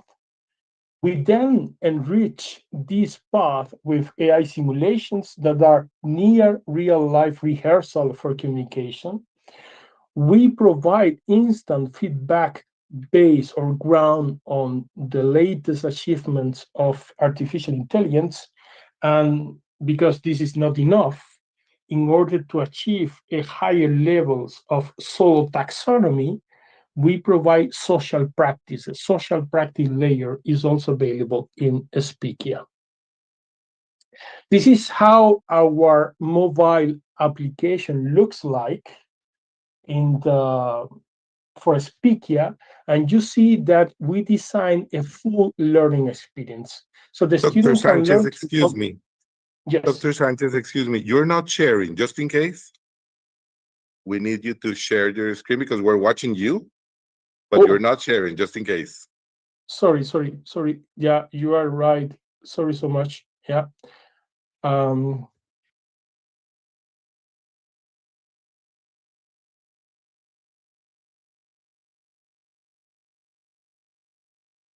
Okay, if you can confirm, we are there now. Yes, we are watching Oh. Speakia language. Yes. Yeah, sorry. So I will go really fast over this. So we have covered the university crisis nowadays. We cover the main learning paradox that the speaker is built upon, that the students are fluent in theory but frozen in production, as I was saying before. We also cover the pedagogical hypothesis and how we start with personalized routes, alignment goals, and interests for students, how we then move towards AI simulations. We provide instant feedback loops, and we also provide a social practice layer to our trainees. And this is how Speaker looks like in real life in our mobile application. And we were just saying that the Speakia is designed for a full learning experience. The student can learn through content, practice through simulation, receive feedback, and now connect with peers through the social practice layer. So you can see here, for example, in the left-hand side screenshot, you can see if like a certain learner can select different learning path. For example, we have English for dental consultation with US expats. This is something that is quite relevant in our Latin American countries nowadays. You can select that you want to get proficient in English for world travelers. You can say, oh yeah, I want to learn technical English for poultry business conversation, etc. And then you can jump into our AI tutor that is different layers of interaction. You can interact with the tutor via text, but you can also interact via voice with our tutor. What I also want to take from that point is that a speaker integrate 3 learning experiences. We, as I was saying before, even though the world have changed, the access to content have changed, we acknowledge that content is quite relevant still. So we start at the layer where the human interact with the content, the learner studies curated and adaptive material in order to build comprehension and the conceptual base. Then we jump into a second layer, which is human plus simulation. The learner rehearses with AI scenarios. This allows the learner to convert knowledge into communicative action. And then, as I was saying before, we deploy a social learning practice layer where the human plus human, they practice with peers when they have gained the confidence. They feel in a safe environment because they have gained the competencies that Hilde was mentioned before. Through the previous layers, they can jump into this latest layer of social practice. By doing this, we jump from isolated knowledge to transferable knowledge and language performance, and we are based on this solo taxonomy that we start with the content, we do micro practice with AI simulations, we enrich the AI simulations with feedback, and then we jump into social practice. So we have compact all this in Speakia, different experiences in the web, also mobile. And this is quite interesting because the platform uses a machine learning algorithm to find quite similar practice peers in your network. For example, this is my profile in Speakia, and I can connect with Jennifer that because we are both building practice around essential vocabulary, right? And we provide this, as I said, web experience, also mobile experience. I want to use my last minutes to provide you with a demo, really fast demo of how a Speakia looks like. So now I'm sharing where you can find Speakia. Speakia is available at speakia.us, and we believe the new way of learning is upskilling in real life scenarios powered by AI simulations. We cover different languages, not only English, but Spanish, Portuguese, French, German, and also Mandarin. We have powerful features for immersive learning, and I think our best performing feature is the simulation lab. You can face these high stake simulations, different scenarios. We also enrich the experience with a live voice interaction with an avatar where you can gain this confidence. Then you rehearse. When you feel confident, you can start practicing in the social layer with your peers. And all this is also equipped with pronunciation lab, grammar lab with different challenges, and you have a co-pilot that guides you through the entire product experience. So if we click here in login, and you can enter the platform as a trainee, or you can enter as administrator to manage and to download all the data related to student progress, which is really interesting for universities. So let's assume today I'm in the role of a nurse, a Latin American nurse that needs to be fluent in clinical language to execute my profession to deliver my services in the US. So I will enter here as this learner, and you will see that I'm learning English here, and from my organization that it could be educative path for clinical studies in a certain university, I get all these paths to my disposal. Here I have my learning path. I can also create free learning path, customized learning path, but I will just show how it looks if I want to get proficient into the English, the technicalities of the language in order to interview a patient in the US. If I just click here, I just give context to the AI language tutor, and I said to the language tutor that I want to learn interviewing a patient, and I start getting some contextualized help from the tutor, and I can say, can you elaborate on how this change with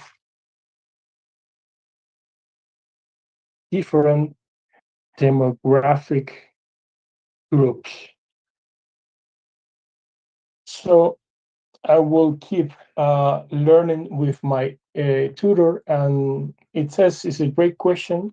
This is grounded on the certain materials from my institution, like a clinical interview phrasebook, a plain language procedure explanation guide, etc. And once I get confidence with the vocabulary, phrases, and sentences, I can just jump into a real voice or voice mediated interaction with my tutor. While I'm progressing here, the system just creates an error intelligence dashboard that tells me my errors. For example, I just make a spelling mistake and it generates a fixed plan based on my progress. So this is hyper personalized education based on the skills and the progress of each individual learner. So after you have done all this, you can just jump into our simulation labs. And I just want to guide you or take you to the experience of a certain simulation, which is text-based simulation. And the topic of this simulation is new admission, is abdominal pain interview. I have, I believe, 4 more minutes, so I'm on time to launch the simulation. And you will see here something that is quite interesting because you are internationally educated nurse or physician, and you only have 10 minutes to achieve this objective. You need to gather a structure history, identify allergy and red flag information, summarize and explain next step for this patient. And the patient just gave you this context. And you see here that the emotional state of the patient is anxious. So I can say, did you do something different from your routine today? And you will see that the artificial intelligence just gave me instant feedback and just say to me that my interaction with the patient did not progress on my task progress because I hesitate, it was vague interaction. So what happened if I just ask the patient, do you have any allergies to food? Oh, still, no? I know I don't have any food allergies, so I'm still hesitating and vague. So I haven't progressed. So if the student then does a metacognition, a reflection around the knowledge, and focus on the objective, you will see that this will change and you can progress in your task. And to be honest, this resembles a quite similar real life situation. So I just end up simulation and then I go back to the main platform. So it was really a pleasure to present this Speakia to you today. So thank you so much for this opportunity.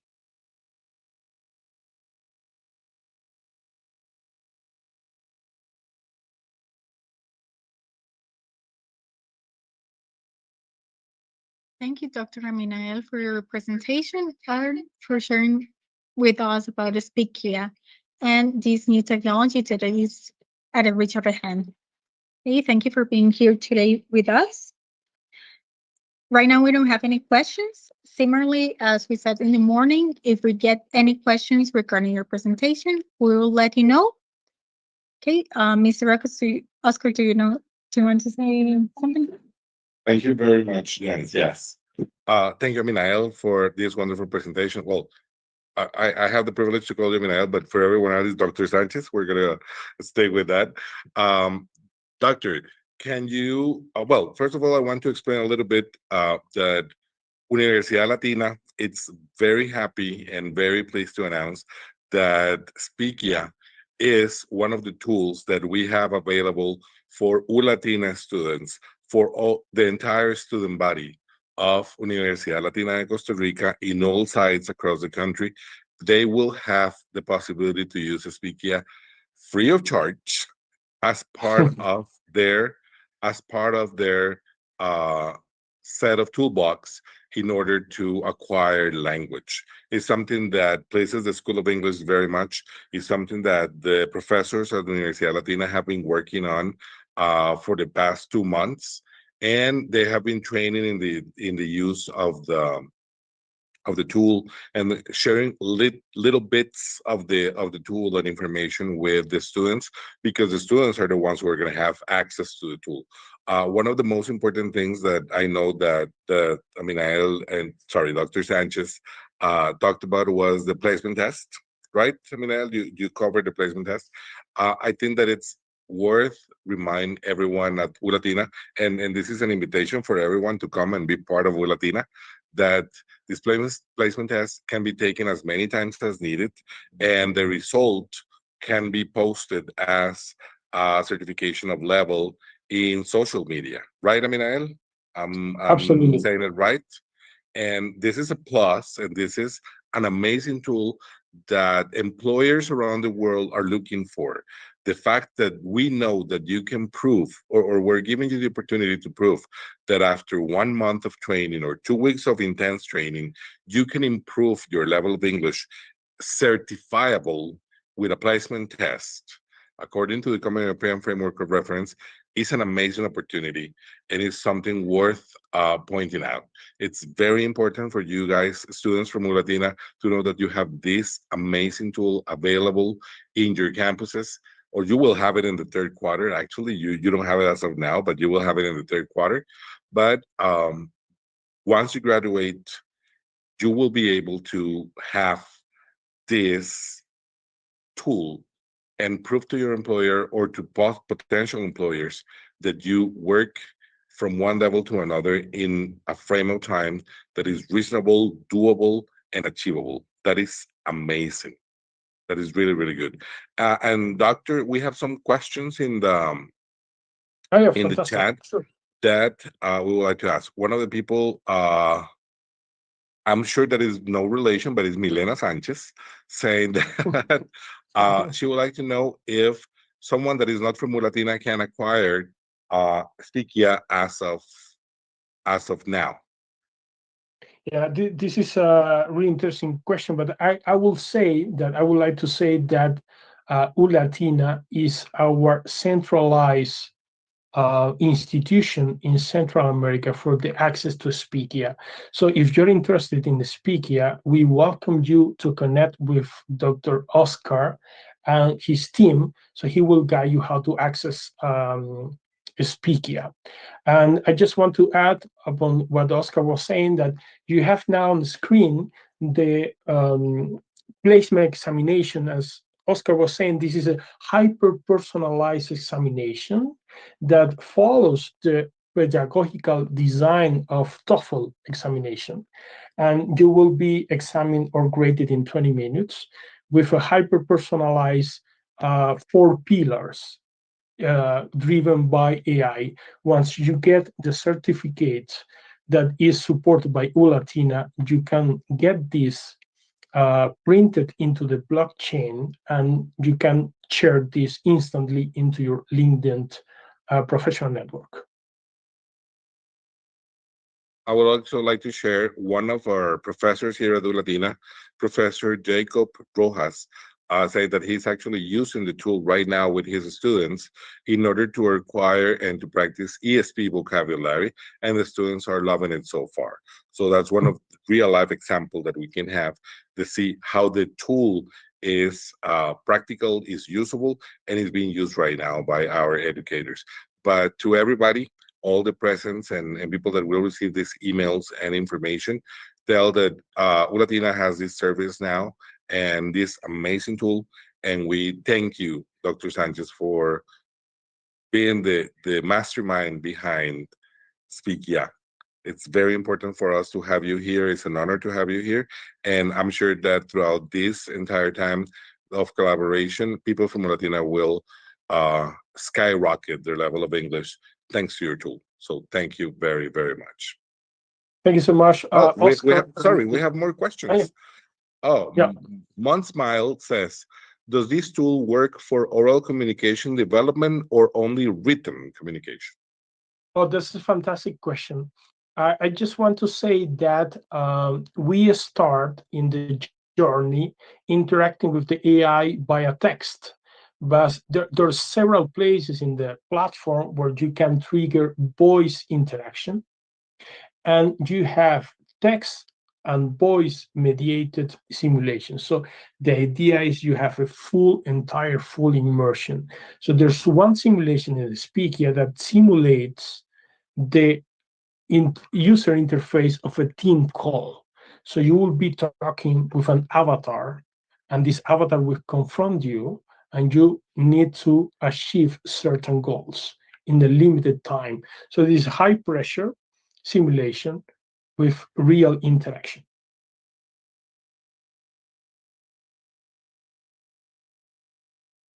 Thank you, Dr. Manel, for your answers to these questions. In case we get any more questions in the future, we'll let you know. And once again, thank you for being here with us. Thank you. Thank you to Latina and all the best. And thank you for opening your institution, really renowned institution, to Speakia. Bye-bye. Thank you. Okay, now we're going to have our next speaker is Master in Education, Jonathan Acuña Solano. He will be representing the Centro Cultural Costarricense Norteamericano. And his presentation is titled Teaching in a Technology Enhanced Classroom. During this time, he will examine how technology can strengthen instruction, encourage student participation, and enrich the overall learning experience. Please welcome Master Jonathan Acuña Solano. Well, thank you, Janice. Well, first of all, I need to project my screen, so that's exactly what I'm going to be doing now. And thank you for the invitation, Oscar. All right, so I need to set my timer too, because obviously I don't want to go beyond the mark. Okay. I want to start by paying attention to John Dewey. Education must be understood as growth or the facilitation of growth. So having this in mind, I want you to understand that this presentation, though, is about technology. We need to understand that what we are trying to do is educate people. So let's go. Teaching in a technology-enhanced classroom implies very different things, but this is what I want you to pay attention to. In the next few minutes, I'm going to try to help you understand the 5 different steps that I want you to walk with me in terms of technology. Going from avoiding technology-free zones all the way to understanding the learners in one classes. So let's go little by little. Let's define what technology-free zones are before we actually get into the core of this presentation. Well, the fact is that technology in the eyes of traditional teachers is, we need to ask ourselves some simple questions. What do teachers have against technology? Well, some teachers, because I cannot obviously say that this is for everybody, some of them definitely understand that it affects their planning. It causes that it's going to be a disruption for what they call the classroom delivery. If they are not tech savvy, they're going to be having trouble. And obviously the availability of technological resources. That is one of the things we need to understand. So that's why it's very easy just to be out of technology. And this is what they call the technology-free zones. Now, the other important thing we need to understand is that are schools effectively investing money on technology? I'm not going to be criticizing any particular institution, but what we need to pay attention to is that there are many flashy products in the market. Teachers' needs and concerns sometimes are not really considered. Quick training sessions don't leave the expected performance that we want from teachers. And somehow, when people are being forced to use technology, they are going to have some trouble, obviously, with it. Now, is technology the problem? Probably is not. The problem is much more linked to the teacher's vision of technology. And research also tells us that the search for technology-free zones is probably much more common than we can actually think. So, the idea is that we can move away from this kind of free zones in which technology is not present into becoming of what is mostly commonly known as a technologist. So what is a technologist? That's what we are going to understand as of now. Okay, a technologist is a teacher who learns to control his or her choices, balance them, and benefits learners from those choices. That's according to the Arizona State University.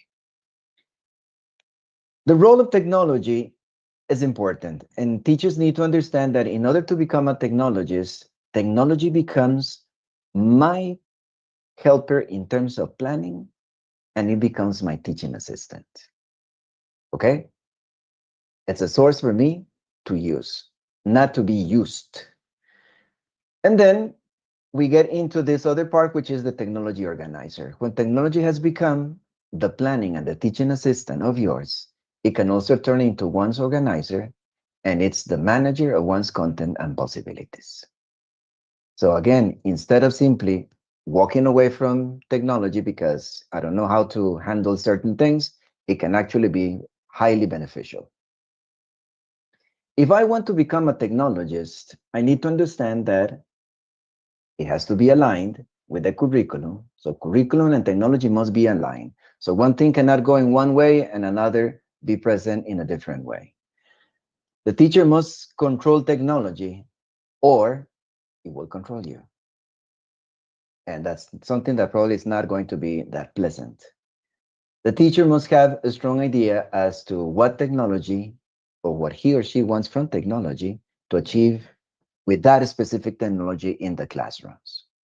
And the teacher needs to choose technology that can help achieve outcomes. And the outcomes are very nicely stated in the lesson programs that you have to give your students at the beginning of a term, for example. So let's understand then this thing. So again, I know that I'm going a little bit fast because obviously I need to cover certain important things with you. So as we have already mentioned, there are some people, I'm not saying that this is your case, that they are much more into the technology-free zones because technology can be a little bit complicated for certain people. But if I become a technologist, guess what? Technology can be my assistant, can be my organizer, can be definitely my assistant. So that is why we need to also understand the categories of technology. So I want you to pay attention to these 9 categories of technology that Peter, Hubble, and Kahn, they identify in 2012 in this article that is called Using Technology with Classroom Instruction That Works. So to start with, obviously, the very first things that most of us are into using is the word processing applications. But then we have more than simply typing. We have technology that helps me organize and brainstorm. There is technology that helps me collect and analyze data, communicate and collaborate with others. There is instructional media, multimedia, instructional interactives, database and reference resources, and of course, kinesthetic technology as well. So having in mind all these different things, we need to simply think of, okay, when I think about these categories, what do I have in mind? Of course, I can be using Google Docs. Of course, I can be using something else in order to type. But what I'm saying is word processing can be done in various different types of pieces of technology. If I want to organize and brainstorm, I can use, for example, a platform like Mindomo in order to create my own mind maps. If I want to collect and analyze information, for example, what I am in class, why not to use something like Poll Everywhere or many other different types that exist in the market for free, most of them, that can be obviously employed in order not only to collect the information, but also to analyze it. What about if I want to obviously communicate and collaborate with people? So why not, for example, using Google Meet? Today we're using here Microsoft Teams, fine, but it can be used with many other different video conferencing platforms. What about instructional media like TED Ed? I'm not just talking about like TED in general, but simply as simple as TED Education, where it says, like, as it says there, is lessons worth sharing because they have like these little videos that can help me learn something specific, or I can help my students learn something very specific. What about media creation tools like SoundCloud, where you can obviously store, for example, the content, the audio content that you need for exams or for other types of listening comprehension exercises? What about instructional interactions like WordWall, where you can obviously have exercises for students to work with vocabulary. And if I think about database and reference, why not to use, for example, a dictionary online, as thesaurus? And if I think about kinesthetic technology, why not to use something like SayWise, which is a GPS tracker, very similar to those things that nowadays we put in our bags when we are at the airport just to identify where on earth they are when we are arriving at our destinations. So it's important, as I'm saying to you, to understand that there are different categories, and categories can be used for different things. They are not meant to be used for whatever. Okay, so we have to need part of my, let's say, path into becoming a technologist is to understand that there are categories of technology that can be used for certain types of things. So let's talk about the events of instruction. You might be familiarized with Robert Mills Gagne and the 9 events that he used to talk while he was obviously alive.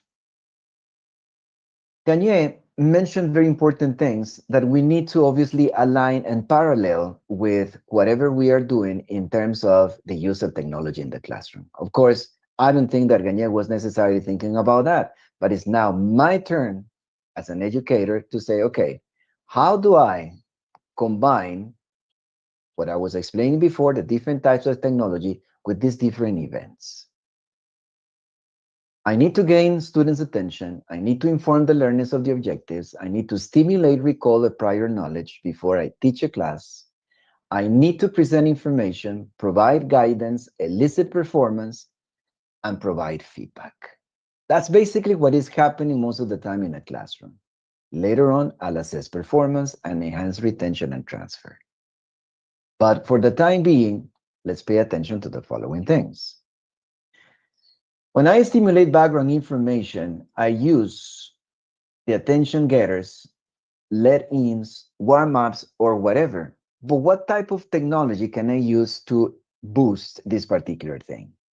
When I organize and manage information for students, how am I supposed to tell them what the class objectives are? Of course, I can simply project those things by using PowerPoint. Perfect. But it could also be done with another type of technology. That's what I need to start thinking. When I give instructions and present new information and scaffold them, is there any piece of technology I can also use to help them retain and later on consolidate information? And what about practice and collaboration? Is there any way I can guide them in activities, or from this guided to less guided activities to independent tasks, so I can see them really performing and using the language that we are studying? And what about produce and demonstrate proficiency?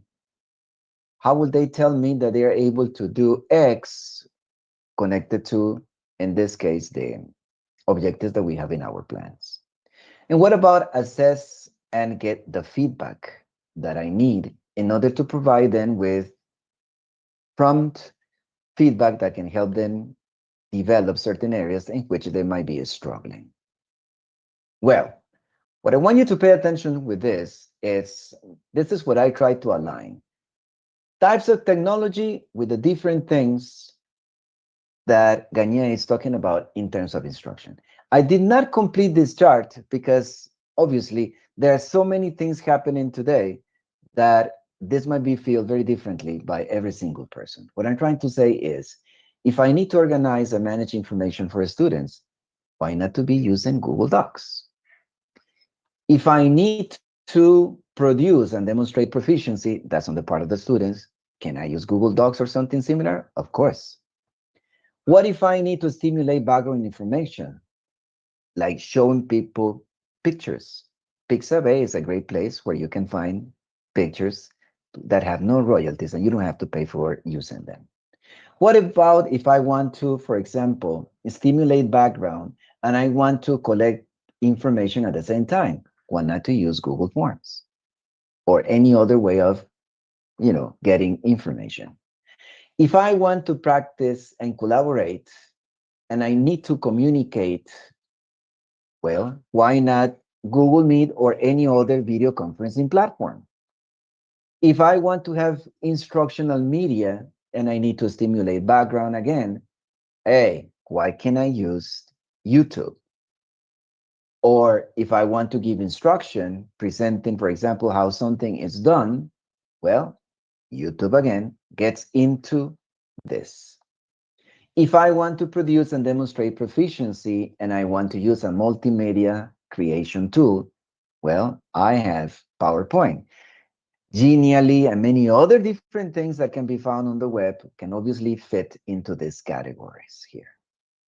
As I said before, I did not complete this thing because part of this is to help you understand that there is technology out there that needs to fit with specific instruction moments within the classroom that can help you boost retention. So that is why we need to understand that thing, but we also need to understand not only me as the user of technology, but also the person who in the end is going to be using technology too, which in this case is the student. So who is in your class is one of the important things that we need to ask ourselves. Who is in my class? Well, the fact is that you're going to be finding 3 different types of students. And those students are going to be interacting with whatever piece of technology you are going to be deciding to use. I have what is called the non-digital native. I have the distracted digital native, and I have the off-track digital native. These 3 types of students can be perfectly present in your classroom. The non-digital native is the kind of person who needs support, needs to learn how to use technology, and needs direction, guidance, and most importantly, patience. Now, just because somebody knows how to use a piece of technology doesn't mean that the person is not going to get distracted. So I need someone that is bound not to know the tech introduced, that follows the steps, and that is someone that will easily get distracted if I'm not helping him or her get focused. And then we have the off-track digital native. This relies on his or her previous knowledge, does not really pay attention to the assignment, and the objective is never clear in their minds. So these are the people like they will simply say, teacher, what do I have to do? Because the person did not ever pay attention to the instructions. Well, this is a nice taxonomy that I also took for the Arizona State University.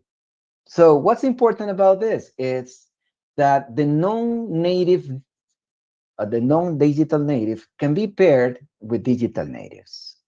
We can give them tutorials to watch before a class, and we can give them model activities before a real activity actually happens with your guidance. The distracted digital native, you need to limit distractors. You need to keep them focused on the assignment, and you need to set clear boundaries for that person. No, do not use your phone. Don't use it. Don't get distracted with other things that are not really relevant to the task. The off-track digital native is that kind of person that needs to review task directions with them. You need to sit down and you have to say, okay, for example, Oscar, what do you have to do? A little bit of concept checking is necessary with this person. We need to ask the person what the steps are so that the person can follow those steps. So again, like saying, Janice, can you tell me, okay, what do you have to do first? What do you have to do second? What do you have to do third? And then we need to pay attention to what they are doing. So it's you fiscalizing what these guys are doing. Otherwise, they are going to be, as the taxonomy says, off track. All right. So, like summarizing this 20 minutes that I have been given, I need to say that, number one, remember what we said at the very beginning. There are technology-free zones that need to be avoided because education has already changed. We need to become technologists. That is, we need to find out what is out there that can help me, or you in this case, to do your job better. I need to categorize technology. It's not, okay, something new is here, but okay, I need to pay attention to that categorization. Where does it fit? Okay, I need to understand how a piece of technology can be used to achieve learning goals that are stated on my lesson plan, and of course, that are part of the course program. I need to adhere to Gagnès events. It has been like the sequence that we should be having our classes. I need to know my learners. We have already talked about 3 different people that you can find when it comes to technology. And we need, for sure, explore technology to help me do my job better and help my students retain and consolidate information. For that, I'm going to urge you to explore, for example, the levels of technology implementation. I want you to understand technological pedagogical content knowledge, or also called the TPAC. And of course, the substitution, augmentation, modification, and redefinition endorsed by Dr. Ruben Puentedura and the SAMR model. I want to finish in this last 30 seconds that I have with this quote by Jean-Jacques Rousseau. The world of reality has its limits. The world of imagination is boundless. And technology is given this to imagine the world and education in a different way. Thank you.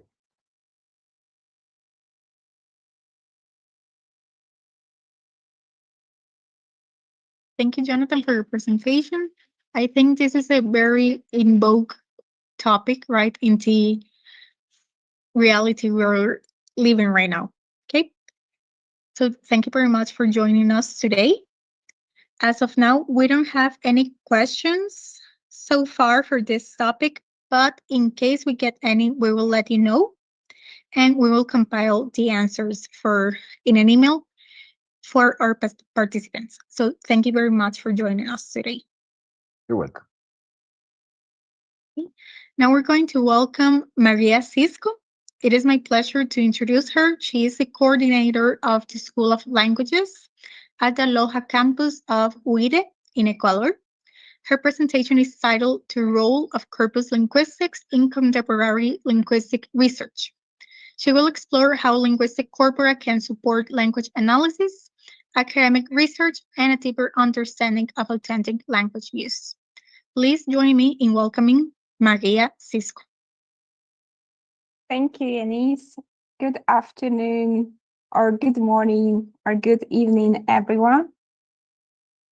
So, first of all, let me share my screen so we can have some visuals, some support to what I'm going to talk about. So now you should be able to see the presentation, right? Okay. Yes, we can see it. So today I'm going to talk about the role of corpus linguistics in contemporary linguistic research. I work at the International University of Ecuador, and just in case if you will have further questions or would like to discuss further the topics that are going to be presented today, I invite you to contact me through this email. So, over the last decades, corpus linguistics has transformed the way we understand linguistic study. And for today's agenda, I want to talk about corpus linguistics specifically, because it's one of the most recent approaches to studying languages. And it's basically what helped us transform not only linguistics and language learning and language teacher, but also the way we interact for technology, for example. Just recently, Dr. Sanchez was talking about a magical tool. I say magical, but it's real, that helps students to learn languages, English language. It helps them to simulate different situations. But what was behind the curtains, what helped to create that technology one of the things with corpus linguistics, okay? We're going to answer the questions, the 6 questions that I offer for today. So the first one, we are going to give a definition. We're going to look what is it exactly. Then we are going to discuss where can we find or create linguistic corpora.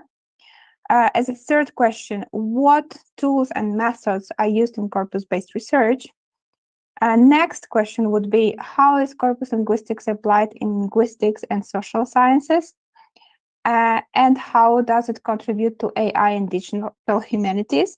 And lastly, what are the benefits and challenges? So, corpus linguistic is an empirical approach to the study of language that relies on large, not just large, huge collections of authentic spoken or written language, written texts. These collections are called corpora. A corpus can contain different types of text, like newspapers, books, academic writings, spoken language, social media posts. Anything you can think of as a text can be compiled in a corpus. So the idea behind corpus linguistics is, instead of asking, as a researchers, instead of asking ourselves, what do you think people say? We ask, what do people actually say? Let me illustrate this. So, for example, we know that in English we can say different from and different than, right? And we can imagine or estimate how people use it in real life. We can base that on our personal experience. But unfortunately, our personal experience is limited. We have access only to so many texts as we can. Instead, if we base our study on a well-organized corpus, we can see that the use of different from is 25,000 occurrences, instead different than only 6,000 occurrences. So based on this evidence, we can conclude that the first expression is more popular, is used more often. With this slide, I want to show you that corpus linguistics is quite young field of linguistics. Of course, the idea of creating a corpus, creating a compilation of texts is not new. People would do it very long before the computerized age, technology age. But people would do it manually, and that would take a long time, and there would be restrictions because humans are not able to remember or to properly find the text just from memory as the technology does. But as from 1960s, one of the first corpus that was Brown corpus, we have more trustworthy method of researching texts, right? Modern research also incorporate machine learning, artificial intelligence, multimodal data, and big data analysis. So the corpora can be classified according to their purpose. Here I listed some of them. Let's take one example. So, for example, learner corpora. What it means? It means that the texts that are produced by language learners are compiled, and then based on that, we can analyze what are the most common mistakes, let's say. So, for example, if we compile a corpus of learners that are from Spanish-speaking countries, their mother tongue is Spanish, and their second language is English. So very probably we are going to see in this compilation of texts that the students or the learners would say, I have 20 years. Yeah. So we know that in English, the expression is different. Based on that, if we see that that mistake is very common, based on that, we can design our learning goals and we can design our learning materials.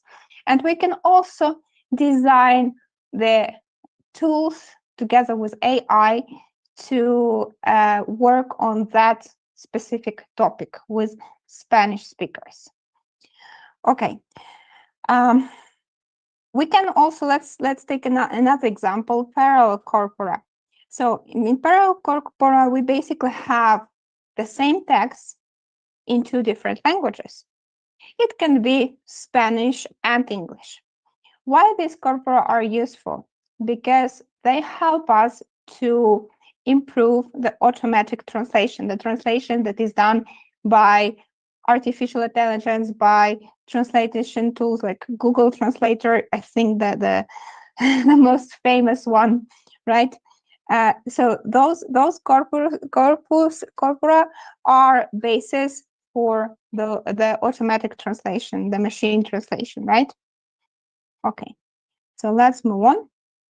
Sorry. So you can find today, nowadays, you can find already corpuses that corpora that are there for you to use. It's not necessary for everyone to create their own corpus. I'm going to show later the one that actually I have created, and I'm going to explain why I did so. But if you want to look, for example, the frequency of use of certain word in English language or in Spanish language, you can search for those corpora. You can also find national corpora. I just listed some of them. There is one from Costa Rica. There is one from Ecuador. There are also big corpora for British English, for American English. These are some of them, but there are more, believe me. So it can be a tool for you. It can be basis for your research, or just if you want to investigate certain question a little bit deeper, you can use them, right? Okay.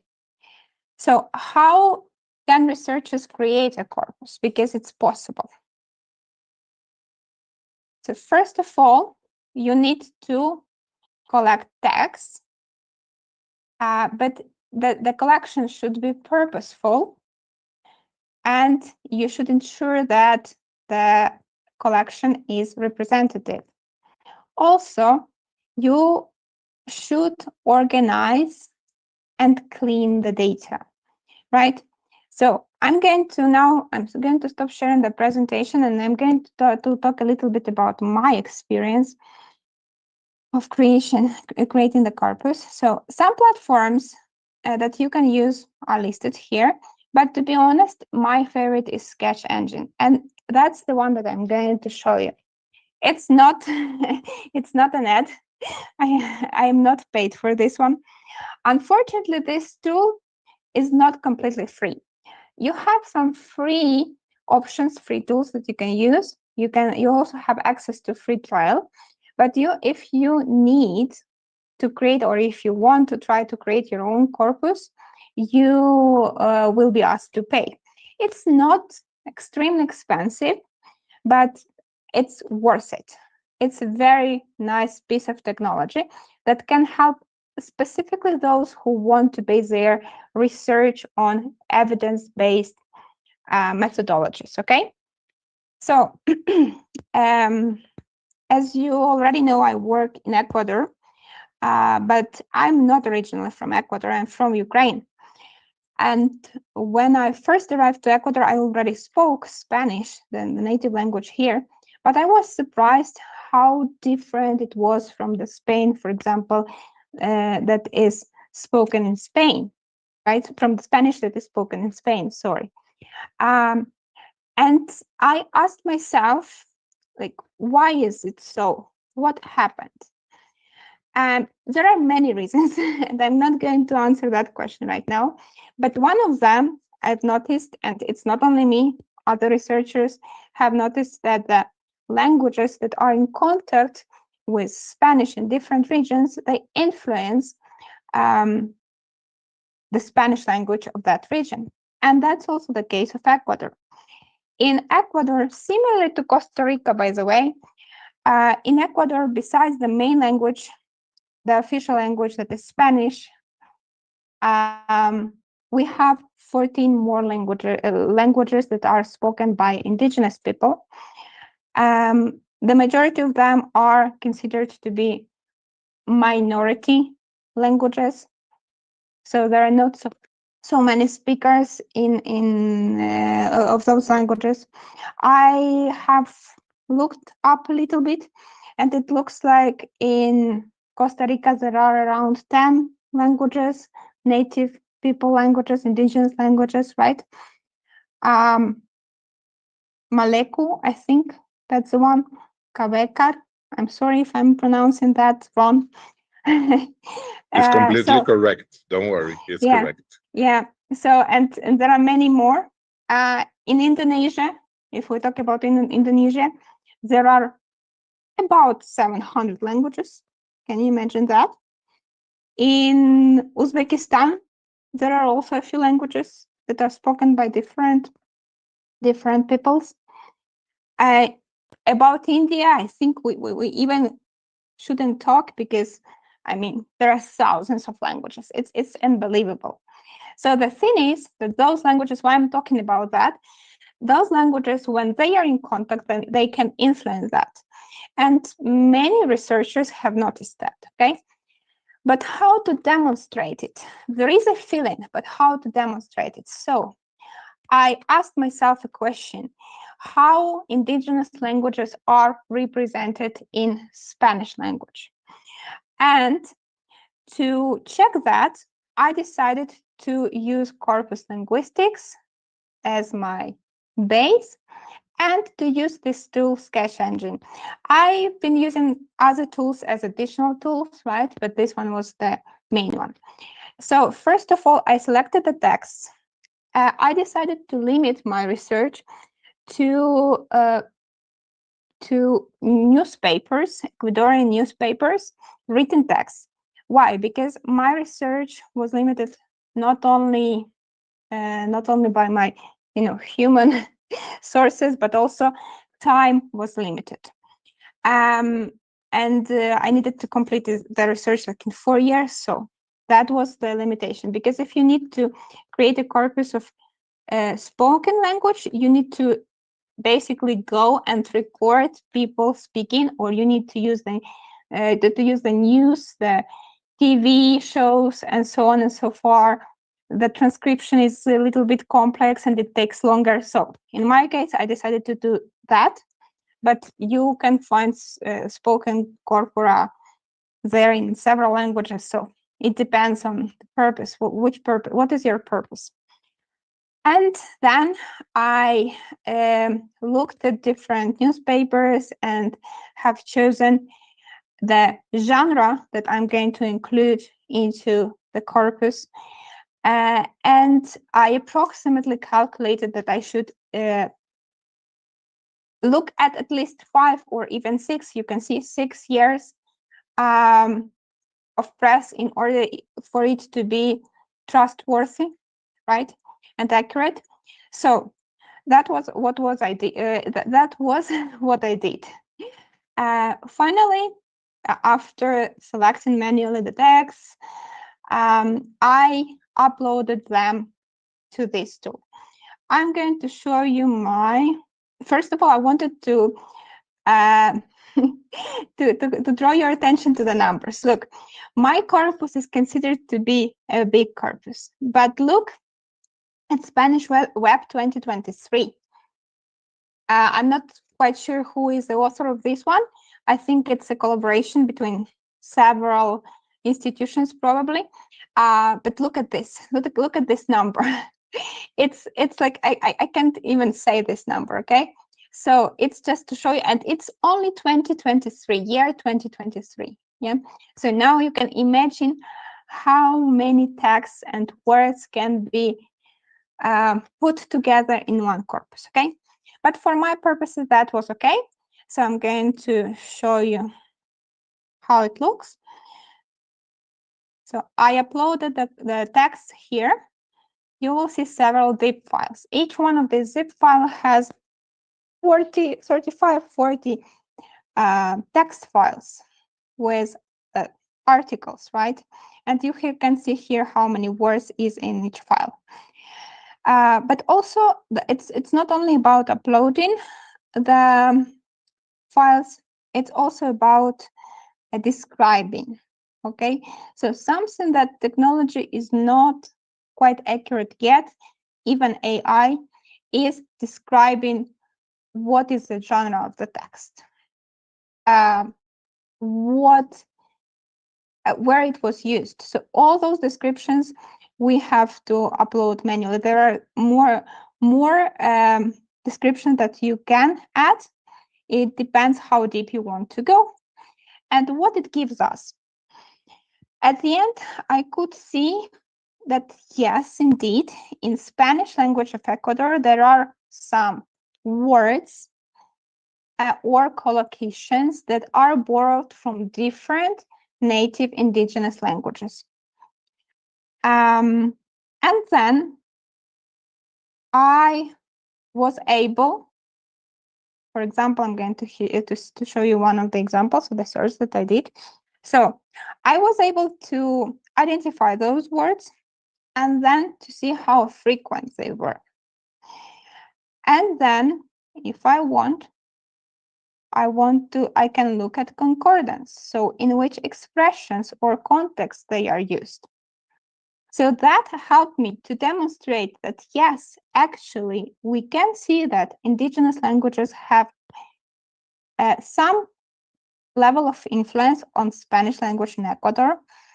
And then we can see where are those fields of influence according to the context where these lemmas are used.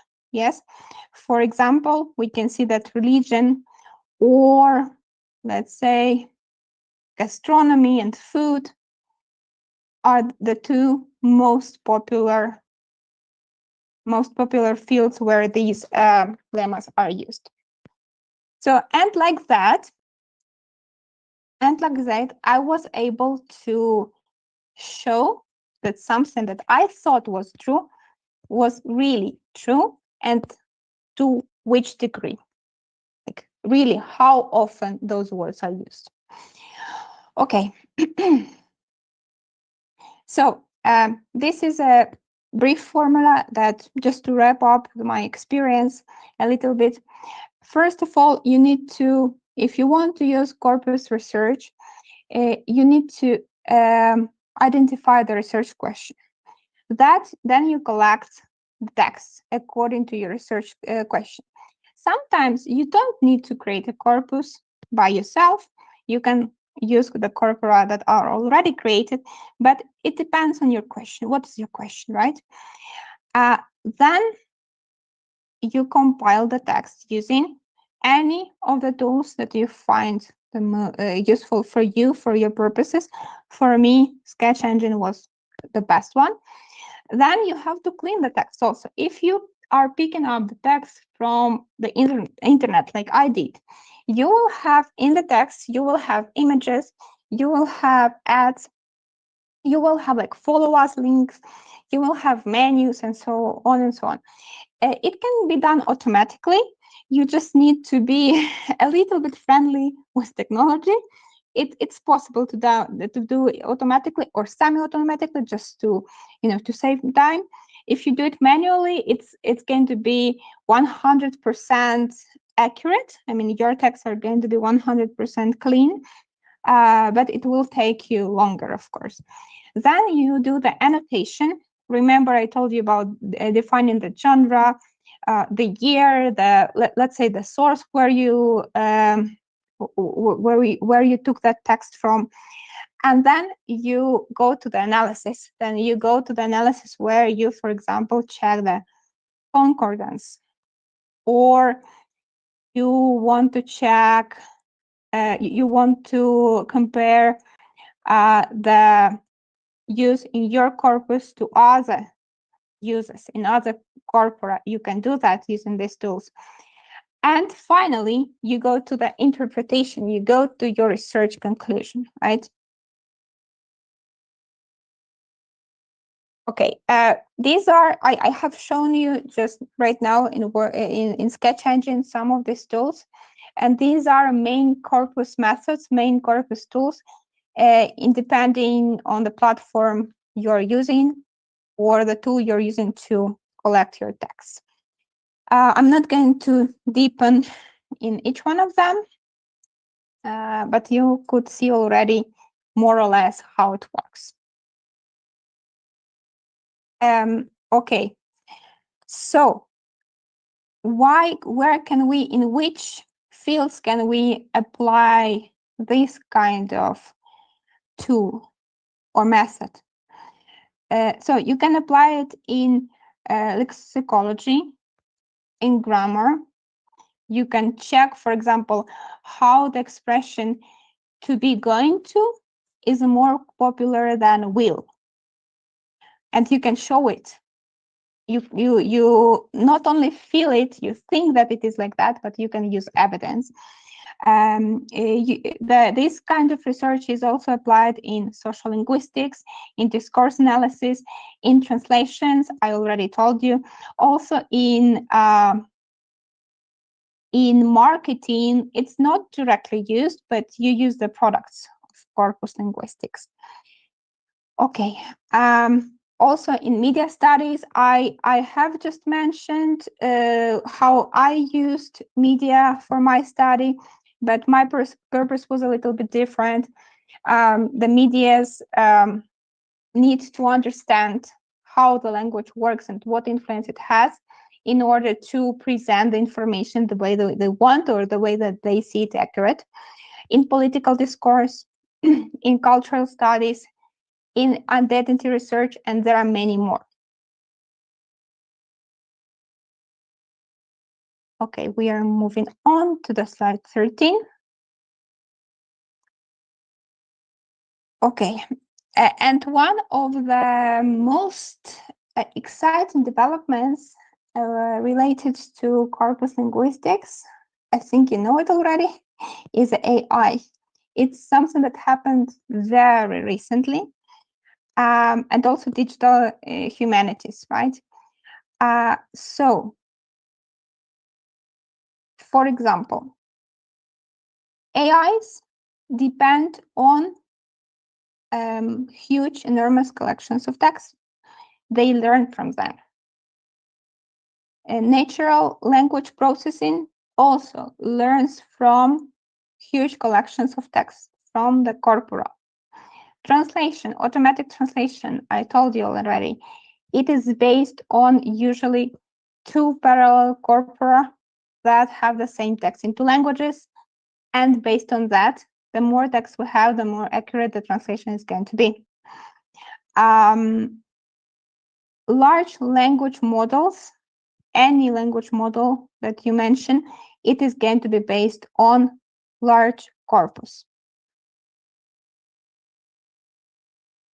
Okay, and I have already told you a little bit about the study that I did. So to wrap up, we can say that corpus linguistics asks, what do people actually say? And how often do they say it? And we can prove it with evidence. I hope I inspired you to look into this topic, this topic is very broad, despite the fact that it's relatively young field of study. We could talk about, there are whole courses created about corpus linguistics. There are subdivisions of different fields, how corpus research, corpus linguistics research are built.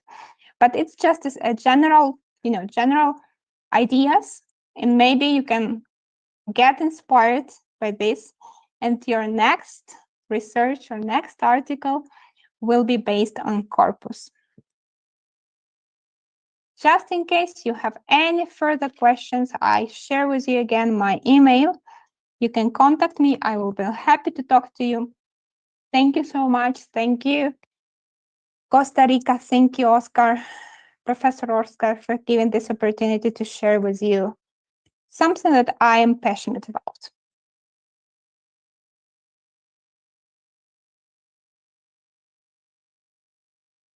Thank you, Maria, for your presentation about this very interesting and also important topic about the conservation of languages in different cultures.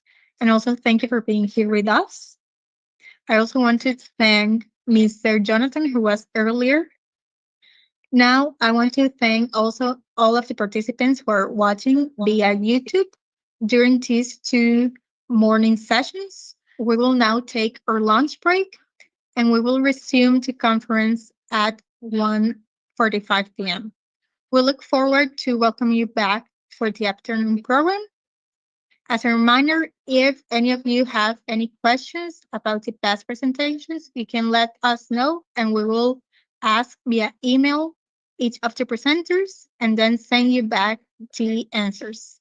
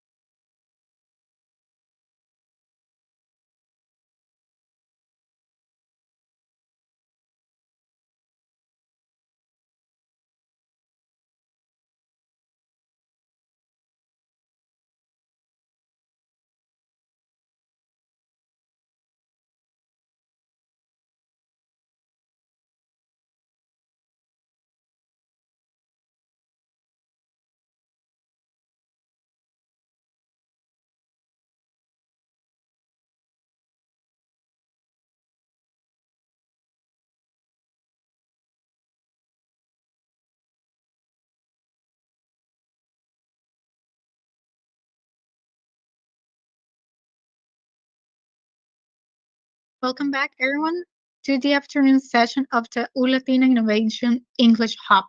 It is my pleasure to introduce Master in Education Oscar Viquez, General Director of English Programs here at Universidad Latina Costa Rica.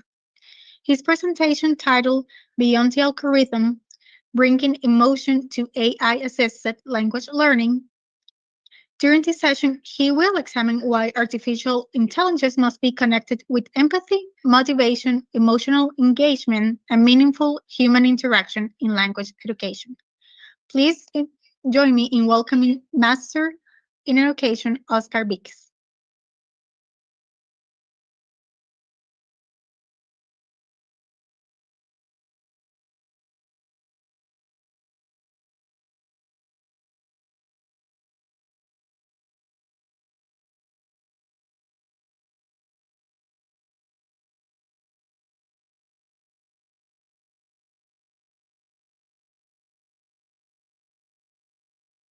Hello, everybody. Welcome back. Thank you for being here today. It's a pleasure for us to be here. And we'll start with the presentation. Please let me know when you can see it.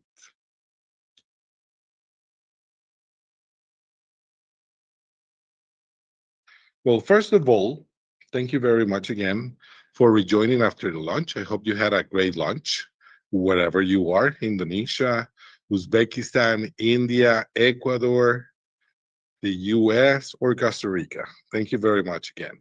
And today we're going to see the topic Beyond the Algorithm, bringing emotion into an AI-assisted language learning setting. That's very important because nowadays we know that we are all using AI. It's a reality. But sometimes that lack of emotion affects our classes negatively. And the idea is for you to know, to understand one way, because there are many ways, one way of how we can add a little bit of flavor, emotion, and life to those classes. Let me start with the premise.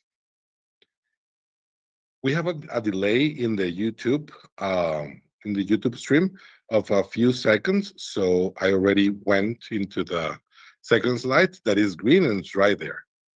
Now, the first premise is AI can generate language, but it cannot guarantee connection. That is completely true. AI can generate a lot of language, a lot of information, but it does not generate a connection with one another. Okay? Now, it can correct grammar, most definitely, yes, but it cannot automatically protect confidence. It can simulate conversation, yes.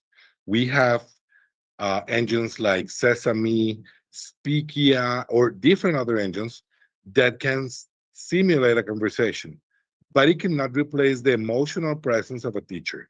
That's why we need to understand that our jobs do not depend on AI.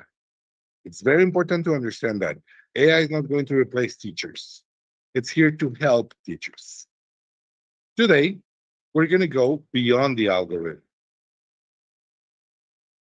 Now, I divided the problematic of large remote classes and why students are locked in, but many are emotionally disconnected.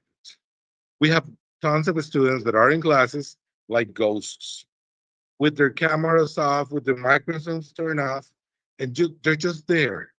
They're just existing in a meeting. Why? Because of boredom, shyness, and sometimes bad attitudes. Boredom, tasks feel generic, repetitive, or disconnected from real lives. And that's true. It can be. But it has happened not only now with AI and AI planning and assisted classrooms, it happened before, and you'll remember it. Guys, you remember when you were working in a rural area in your countries where people have little or no access to traveling, and you had a textbook that said 1 or 2 units are about traveling abroad? That disconnection from your real lives has been happening for a long time. And we need to avoid that. That's very important. Contextualize the education. Be where you are. Then shyness. Speaking English in front 60 to 100 people, it's socially risky. It's not for everybody, and not everybody's prepared to do it. Us teachers, we're used to talk in front of a classroom, in front of an audience, but even for us, it's not easy. Sometimes things go bad, things go wrong, or sometimes our personalities are shy and introverted, and we cannot disconnect ourselves from our teacher persona, and that's the result is shyness. We feel that. Imagine the students that have to engage in front of 100 or 200 people, or even 40 people in larger classrooms. And sometimes bad attitude. Resistance often hides low agency, low safety, or fear of failure. As a program director, using a program director lens, do not only ask which tool, ask which emotion is blocking participation. You need to understand what is happening with your students in order to understand how to help them, how to have them overcome one of all three of these situations, if these situations are the ones that are most predominant in your classes.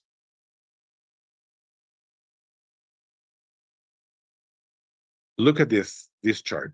I love these charts. I don't know you guys, but I love the charts. These charts, you find them on Google. You just have to Google them. You don't even have to download them. You can Google them and project them into your classrooms, or show them or send them to your students in your devices. It's the differentiation, the variety of vocabulary that we have in English language. How many words for anger are there? 1, 2, 3, 4, 5, 6, 7, 8, 9, 10, 11. 11 words for sad, for confusion, for happy, for strong, for energize. How many of you have used the word invigorated, renewed, refreshed, healthy? How many of you have actually used all of these words? Your teachers, most of the time, here in this lecture, your teachers, and you use the exact same words because that's your manner of speaking, and that's okay. And I'm not criticizing that, but we need to be able to teach students that the more vocabulary you are, the more emotions you can convey, and that variety and that amount of vocabulary is going to help them perform easier and more fluently in larger groups.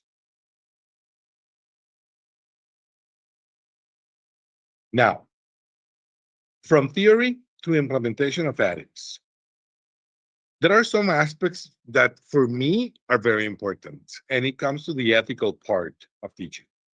For example, emotion is not extra, right? It shapes achievement, participation, and persistence. It's not something that we can discard. We need achievement. We need people to achieve and overcome obstacles. We need active participation, and we need persistence. We need people that are not discouraged because of making a mistake or being corrected. That's very, very important. Low stakes AI rehearsal. That's very important. It lowers performance risk and raises confidence. Guys, if you're going to have an exercise or a task that involves the students interacting with each other, why not practicing beforehand with AI? What's the problem with that? You're gaining practice time, you're gaining vocabulary, error correction, automated feedback. There are only advantages about doing this. If you know that you're going to perform in a classroom, or you're going to ask your students to perform in a classroom with one another or in groups, guys, use the flipped classroom techniques. Guys, we're all familiar, or at least we should all be familiar with flipped classrooms. Send your students the material ahead of time. Tell them, guys, we're going to do this in class, but at home, I need you to do this. I need you to practice with AI this conversation, this dialogue, this interaction, this situation, this case scenario. That gives the student the possibility to pre-practice, pre-know, and lowers the risk of failure. It will raise his confidence. It will give them more confidence in vocabulary, in expectations and interactions, in self-correction. That only good, it's only good things what we get from this. Now, number three, feedback needs a feeling layer. Correction must not break confidence. Guys, the AI can correct you instantly. It's automated. But you need to be empathetic. You need to use your empathy. Whenever you are correcting someone, I never correct on the spot, for example, as a teacher, as a professor, as an educator, I never correct on the spot. I use different error correction techniques. One of my favorites, the ones that I enjoy the most, is that I sit with them and I repeat and repeat and repeat. And I ask them to, can you write what you're saying on the board? Do you think it's right? Can you analyze it? Can you tell me? Never giving them the response myself, always asking them for the response. They'll make them part of the equation. We cannot have them separate. We cannot just shine a light of correction and a flashlight of correction said that's what's wrong, correct this. But you need to understand why. You need to understand why the other setting, the other structure in the way that you wrote it is not doing the right job. That's what I mean about the feeling layer of feedback. Number four, teachers are emotional architects. Teacher mediation makes AI pedagogical, and that's why it's important. And we'll never stop being teachers, and AI will never stop being our ally or take our jobs because we make AI pedagogical. Without us, without the teachers, it's just a tool, it's just a Google, a search engine. But with teachers, we can build upon that knowledge and make it appropriate for a pedagogical and setting, like a classroom, like a tutoring, like a mediation, like a meeting. That's what's important. And then number five, empathy is not surveillance. Designing emotional safety, not emotional data extraction. And this is something that is very important for me. We cannot take advantage of students. Like we cannot monitor students or surveillance them or monitor them in a bad way. We cannot take advantage of that piece of emotional information that we know is affecting one student in order to manipulate them. That's where your ethics come in place. Okay. Practical layer. What engines or what instruments or AI tools can help you develop all these five skills that are very important? First, ChatGPT it's able to do that. Claude, Sesame AI, Notebook LM, LMS pathways, Quick Draw, Magic School AI, Data. All of these tools give you the opportunity to implement emotionally based classrooms. That's very important. Now, a practical response, the HEART model. A classroom ready model for boredom, shyness, and resistance. This is part of a study that I find very humane, not only for the title that is heart, it's because really represents what the teachers are making nowadays. Humanize the opening and empathize before correcting, activate identity and relevance, reduce risk through private rehearsal, and transform attitude into agency, into action. Heart keeps the teacher in the center. AI supports rehearsal and personalization. The teacher protects trust and purpose. The HEART model is one of the most important tools that I'm going to give you one today. Now, HEART in action. Five teacher moves that make AI assisted learning feel human. First, humanize, H. Begin with an emotion check before content. See what your students are feeling, see where they're coming from. You can detect a little bit this in an overlook or general understanding of your class. E, empathize. Rephrase errors with dignity and explaining rules. Guys, never correct on the spot. It never works. It traumatizes students, put them on the spot, creates anxiety, and we want to avoid that. It's not necessary to do this. We're better than that. It used to work a lot in the old days. I get it. But nowadays, it's not. And we need to correct that. We need to modify that. A, activate. Personalize the scenarios to students' lives and majors. Guys, if you're dealing with doctors, give them medicine or health scenarios. If you're dealing with industrial engineers, guys, you want to talk about a factory, about a process. Guys, if you're talking to teachers, talk about education, talk about fashion, talk about Noam Chomsky. I mean, those are the real life scenarios that you need to know when dealing with the students. R, reduce risk. Use AI rehearsal before partner or whole classes speaking interactions. Guys, it only makes sense. If you plan your classes and you know what you're going to teach, and you know that you have an interaction, a listening, a dialogue, a rally robin, a round table, a case scenario, guys, those are interactions that you know and are prepared and are ready to happen. Guys, you can use the AI with your students on a one-on-one session to practice, to build confidence, to make error correction friendly, to not to correct on the spot, to rephrase, to learn from your mistakes, to self-correct. People are capable of self-correction. You just need to give them the tools to do it. And T, transformation. Offer choice. So attitude becomes agency or action. Don't plan just one activity. AI can help you plan two or three or four different types of tasks or activities or scenarios so you can have different kinds of options and choices for your students. When you always do the same thing, students are going to notice and they don't like it. It's that simple.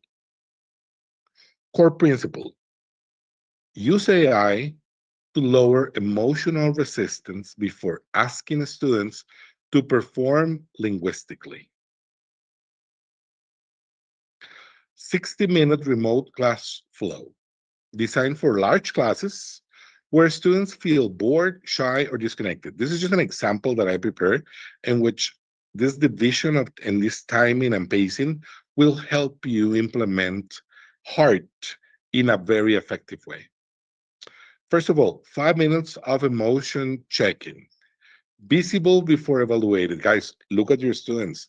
Take a few minutes to ask them, how are you guys doing? Something happened? Tell me about your lives. Tell me about what is going on in the world. What do you want? It's 5 minutes. It's totally possible. The next 10 minutes, low pressure input.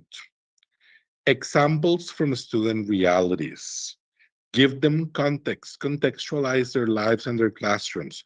If you do that, it lowers the pressure of the input. Then, after that, spend 10 minutes in AI rehearsal. Private practice first. It's not impossible. We all have done it. Guys, when you want to do a presentation, when you want to do a lecture, when you're in a classroom and you know that you have to present something, guys, you practice at home in front of the mirror by yourself. You talk to your dog, you talk to your baby kid that probably doesn't get what you're saying, but is there paying you attention. We all do that. We rehearse. But now we have a body in which we can rehearse with, and it's AI, and it can correct you, it can help you, and it can even be empathetic with the right tool. It can emulate what you need. Then after that, 15 minutes, 15 minutes, a quarter of an hour, breakout tasks, peer safety and voice. Practice with your partners, go into the environment, talk to your group, talk to a partner, discuss it, make it, build on the information that you have already spent 25 minutes doing and talking about, and now you can start building a product. Then after that, public sharing. Celebrate progress. You already have 25 minutes of practice, 15 minutes of building information or product or results. that it's already proven, it's already corrected, and it's a good product on your hands. That adds up to 30 minutes. So the next 10 minutes, it's public sharing. Celebrate progress. Guys, you're going to share your product, share your ideas, share that dialogue. You're going to have that conversation. You're going to use that sentence correctly, that structure that you've been struggling with. You're going to do it right. Why? Because you have time to practice before. And now you know how to do it right. Who taught you? AI, my teacher, my peers, all those elements together help you that. And you celebrate progress. And then at the end, 10 minutes of reflection. What changed emotionally? How did you feel at the beginning? How did you feel at the end? What happened in between? Did the AI private practice really help? Did I feel more confident after talking to the AI and receiving the correction and everything? I want to say yes. I want to think yes. I don't see why not, but that's my case. It could be different for all of your students. Some of your students may feel better, more confident, others may not. And that's okay because that means that you need to find other strategies to fight that boredom, that shy aspect that is very peculiar and very particular to one of the students. Okay? Private confidence, small group safety, and public participation. That is the way, the route that you need to follow if you want to make the heart model works. Tool integration emotion, tool integration from emotion to classroom action. The tool is not the message. The emotional design is the message. But if you want to build confidence, ChatGPT voice, Claude, Sesame AI, voice rehearsal. Curiosity, you want to explore curiosity, quick draw data, image guessing, vocabulary playing games, agency actions, notebook, LMS pathways, and students' choices. Gives the possibility of students to have different tasks in different ways. Safety, Magic School AI, scaffolds, and level prompts. Guys, if you ever been to Magic School AI, it's like being inside of a teacher's head. Those little boxes and things, it's everything that we think. The one that designed this was a teacher, definitely. And it's magical what you can do with that. And connection, reflection, peer sharing, and feedback rituals. That's very, very important. The fact that you can sit in the same place and listen to a person and feel comfortable will make you more receptive to feedback. So I love formulas. I think that formulas are a great way of expressing what we want. And we have tool plus task with purpose, emotional intention, teacher mediation, and what will be the result? Meaningful AI assisted learning. We have those four things, those four additions together: tool, task, emotion, intention, teacher mediation. You take those four things and you add up together, and the result will be a meaningful AI assisted learning classroom. I can guarantee it. If you follow these steps and you try to connect and to know your students, you will be able to make it more relevant and more significant if you have larger classrooms or if you have a remote class. Teacher framing protocol: personalize, lower threat, add voice, guide feedback, and reflect. Humanize any AI generated task in 60 seconds. Connect to the task to students' lives. Start with private rehearsal or pairs. Invite opinion, story, or identity. Guys, ask your students what they want. Asking for opinions is never a bad idea. It's always a great idea. Strength first, correction second. Guys, I have always made this analogy, and I think it's very relevant. When I teach lower levels, I always sacrifice accuracy for fluency. I think it's a good practice because fluency comes after. But what do you need more when you at the beginning, at the very beginning? You need people more fluent or more accurate? Accuracy comes with time, with practice. But if you're not fluent, you're never going to get that accurate. So it makes sense that we need to sacrifice accuracy for fluency. At the beginning, in lower levels, fluency should be your main focus. Ask what changed emotionally, reflection. That's very important. This is the professional heart of the talk. AI intensifies the need for teacher judgment. That's very, very important. My final reflection is complete this sentence silently, or do it after the talk or after the sessions today. In my next AI assisted language activity, I want my students to feel ellipsis right there on a piece of paper on your computers or your tablets or anywhere that you are, that you're with. How do you want your students to feel and why? Because they're feeling threatened, they're feeling anxious, they have a lot of work on their hands. You need to create an explanation. You have to give a reason why. If you, as a reflection, if in every classroom, before you plan every classroom, you complete this sentence, in my next AI assisted language activity, I want my students to feel this because this, and that. Guys, you'll know that you have a great product. Beyond the algorithm means designing for courage, voice, and human connection. That is one of the most important things that I want to give you today. Beyond the algorithm, it means designing for courage, voice, and human connection. Courage, overcome your fears. Voice, you need to be heard. Being heard is important. And human connection, you're not alone.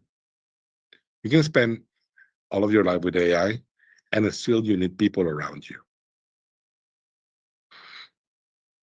Now, I have some QA, some suggested discussion starters for you to do in case that you want to ask something. What emotional problems could AI help reduce in your English classrooms? Where should the teacher remain non-negotiable? Uh, how can we design emotionally safe AI classes, AI tasks, sorry, without collecting emotional surveillance data? Those are three questions that I think are very important to reflect upon. If you have others, we can absolutely and totally answer them. But that is the most important message that I wanna share with you. Um, you will have the recording of this classroom, of course, and it's on YouTube. But we will be sending all the um, presentations through via email through all the people that register in the QR. So if you haven't done that, please do it, and you will be able to receive these sessions and this material for you to learn and continue learning and share this with your fellow teachers, with your students, with your groups, with your families, because we are not alone. And with that, I finish my presentation. Thank you very much.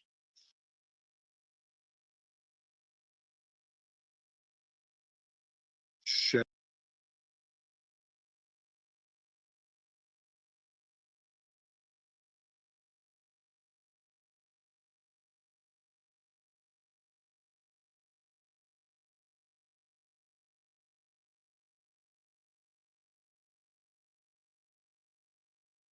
Thank you, Oscar, for your presentation. Our next speaker is Pablo Marin, who is the Academic Director of the English Teaching Program here at Universidad Latina Costa Rica. His presentation is titled The LEAP Framework, an innovation toolbox for authentic English learning. And he will be introducing a practical and innovative framework designed to promote authentic communication, active participation, and meaningful English learning experiences. Please join me in welcoming Pablo Marin. Thank you very much, Janice. See if you can see my screen right now. Moment. Yeah, I think that you can see my screen now. All right. Go. Yes, we can see your screen Thank you. right Thank you now. very much. Well, good afternoon, everyone. First of all, thank you very much for being here today. It's truly an honor to participate in the Latina Innovation English Hub. I sincerely appreciate the opportunity to share this session with colleagues who, like me, believe that teaching English is about much more than teaching vocabulary or grammar. It is about creating opportunities that change the way our students see themselves as language users, right? So, I would like to begin with a simple idea. English becomes meaningful when the students stop only studying it and start experiencing it. Okay?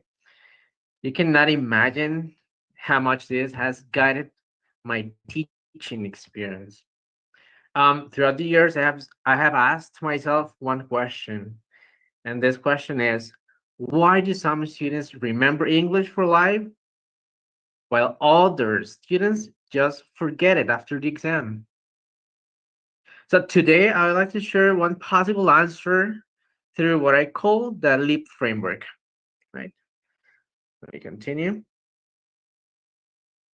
Okay, this could be a familiar problem we'll face in an EFL class. Imagine a learner or a group of students who have studied English for 5 or 10 years. I don't know. But you know that they know grammar, they know vocabulary, right? They know reading skills, they can skim, they can scan, they can infer information, and they pass exams. But one day, look, something happens. A person asks them a question and they freeze. Have you ever had a student like that, people? Because I certainly have. And at that moment, I realized the issue was not always lack of knowledge of the students, right? Sometimes it was a lack of meaningful experiences. So my core idea here is simple. Students do not learn English only by memorizing language. They learn English when they use the language for meaningful purposes. Grammar, vocabulary, pronunciation, reading, writing, all of them remain essential, but they become memorable when learners use them to solve problems, to communicate ideas, to interact with other people as well.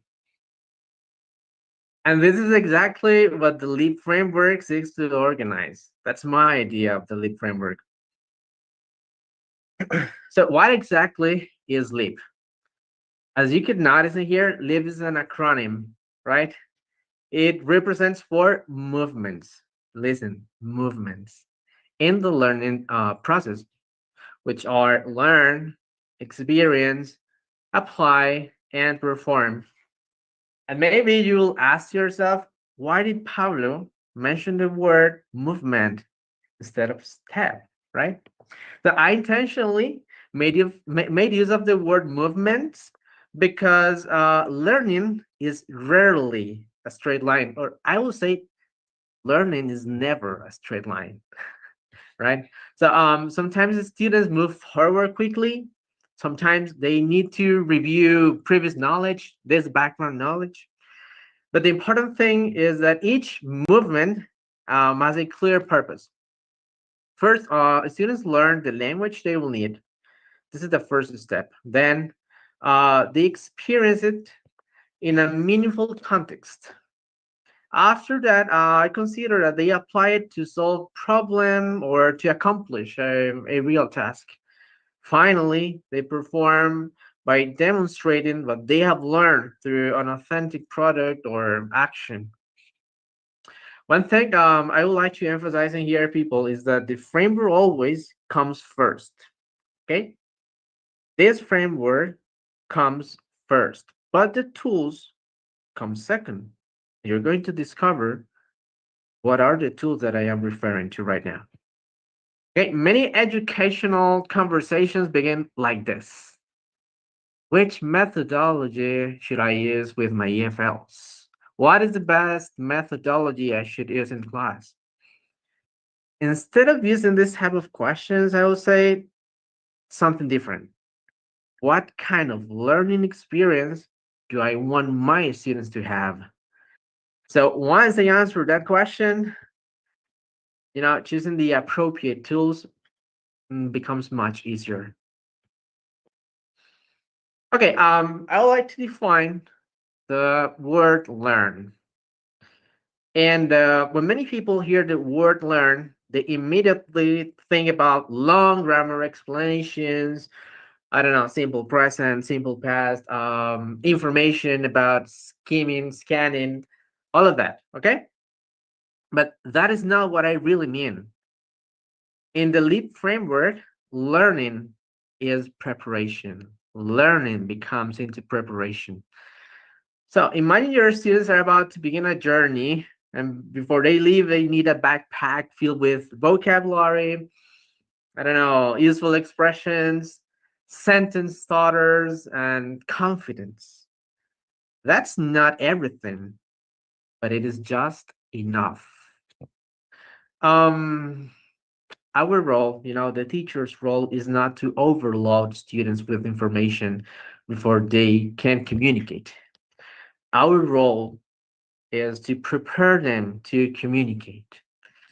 For example, before interviewing international visitors on a school or a campus, like here at the university, students do not need every grammar rule.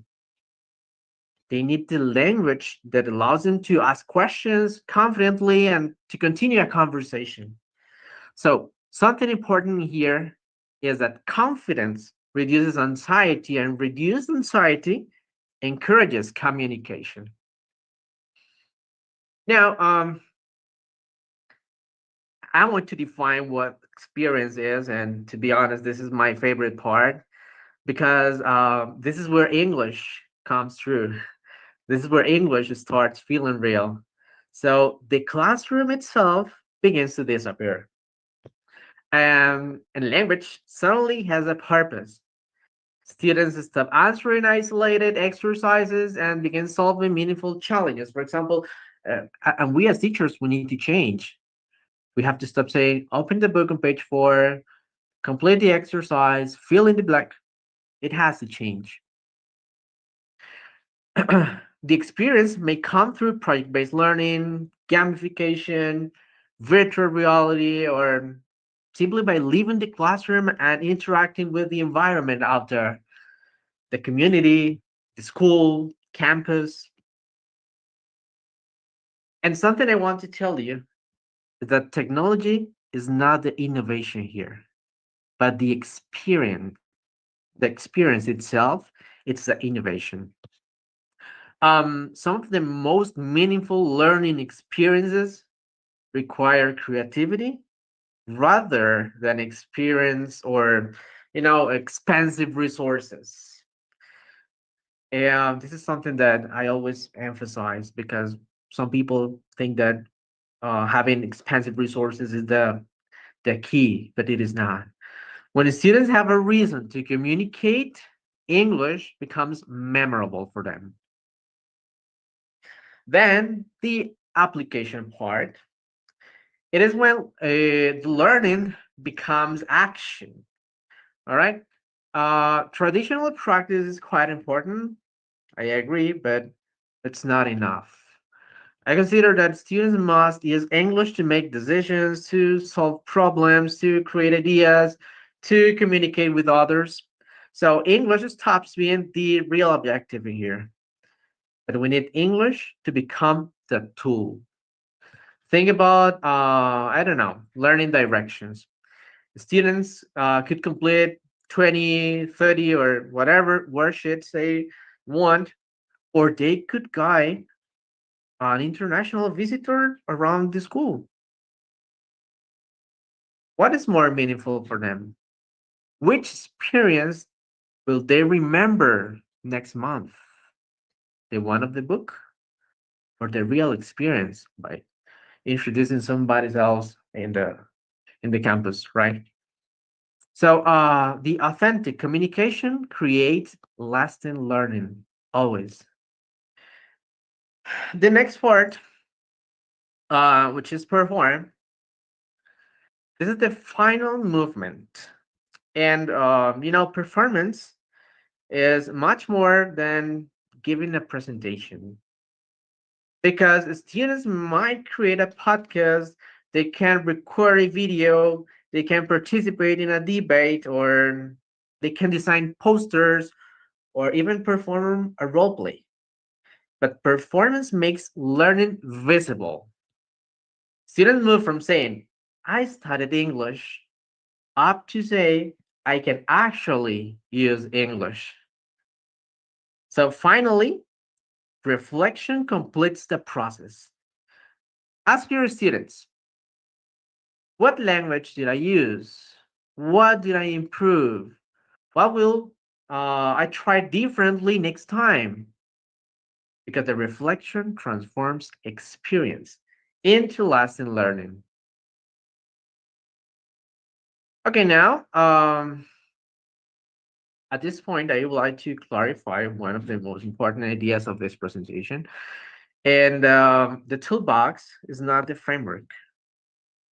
As I already said, the framework comes first. The toolbox simply provides the resources that help us create meaningful learning experiences. Teachers often ask, which methodology is the best? What is the best methodology I can use? And my answer is always the same. It depends.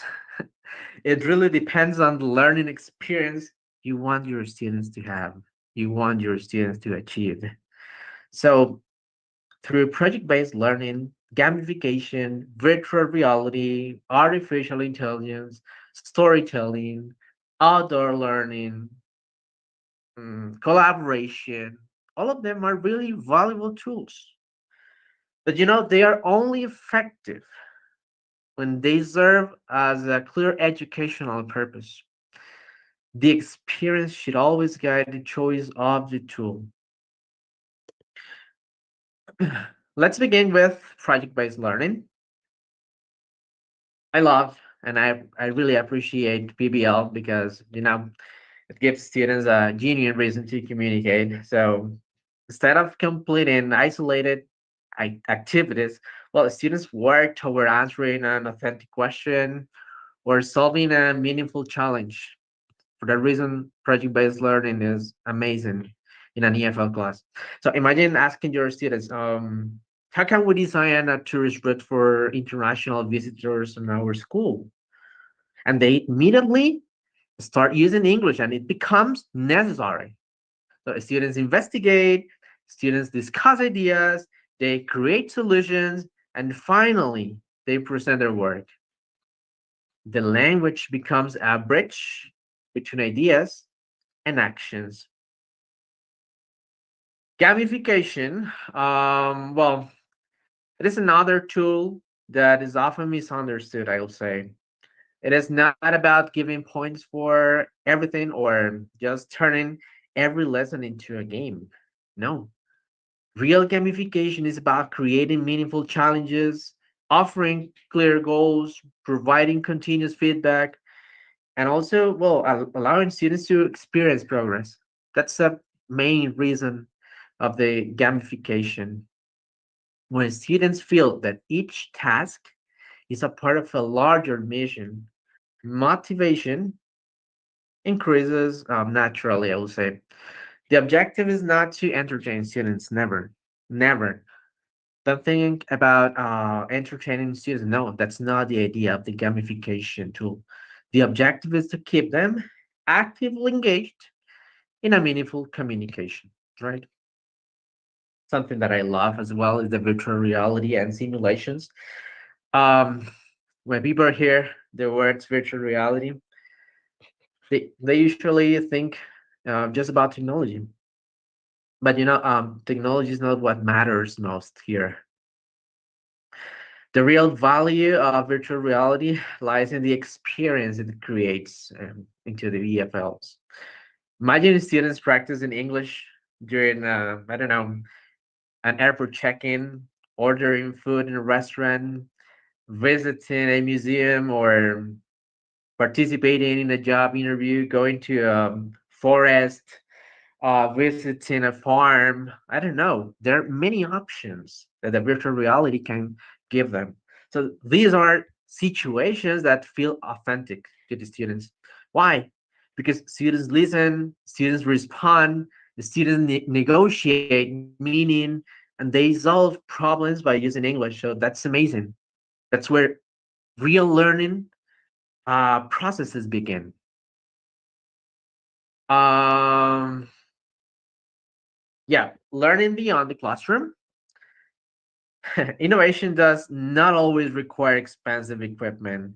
Let's keep this in mind because sometimes the most powerful classroom is the world itself.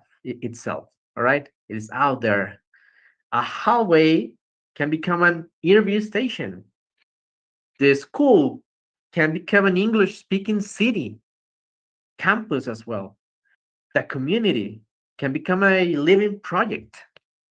So when the students interact with authentic environments, they discover that English is not only another school subject, it's more meaningful for them. It is a tool for connecting with other people. So here I have an example. It is like school challenge or a campus challenge. Um, Imagine giving students a school challenge. First, during the learn stage or the learn movement, they practice useful questions and expressions. Next, during the experience movement, they receive a real mission somewhere in the school. Then, in the application part, the application movement, they interview people, they collect information and solve the task. And finally, during the perform part, they'll just present their findings. They'll receive feedback and reflect on what they have learned. Notice that the activity itself is not the innovation. The innovation is the learning sequence, and that is the sense of the LEAP framework. Okay. As a conclusion, I would like to return the question that inspired this presentation. How can we help students remember English long after the final exam? How can we do it? Perhaps the answer is simpler than we imagine. Instead of asking students only to study English, let's invite them to experience the English. When learners experience the language, they communicate with purpose, with real purpose. And when they communicate with that real purpose, they already build confidence. And when they build confidence, English becomes part of who they are. So I hope the Leap Framework people encourage us to um, reflect on your own teaching practice and also inspires you to design learning experiences that your students will remember for years. Thank you very much for your attention and your commitment to education. I truly appreciate being here today and thank you. Thank you so much. I will be happy to answer any questions.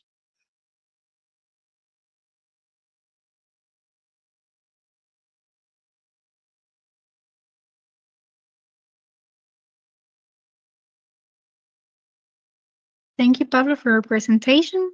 It was a very interesting topic to learn, to leap, um, the leap process. Right now, we don't have any questions, but we're looking at some messages on the chat that we would like very much to read. We are seeing Eliberto's message saying that real English in a real world with your presentation, right? This is an example of real English in the real world. Yeah. Also, he says, which is very true, English is more than a school subject. It is a real experience. Yes, definitely. It is a real experience and it is not just a single subject. We can transform the English into something real. Very true. We do have a question from Marcela. Marcela is saying, could you share with us some examples of your projects that you have carried out in your classes? Yeah, sure. I remember when I was teaching first or second grade in a public institution here in Costa Rica, and I wanted to teach them ingredients, recipes, and food in general. So the first day, I came with a beautiful PowerPoint presentation with all of the vocabulary that you can imagine. So I thought that my students would memorize all the things that I put in that PowerPoint presentation. But the next day, when I came to class and I asked them to tell me the words they had learned in the previous session, they were in blank. They didn't learn a single word. So I tried to make something different. The next day, I came to class and I said, I'm going to explain the same ingredients, but with a real recipe. So my students had the opportunity of being mini chefs for one day. And I went to class. I brought them some ingredients in order to cook pizza. I took my oven to the school, and they had the experience of cooking pizza in the class.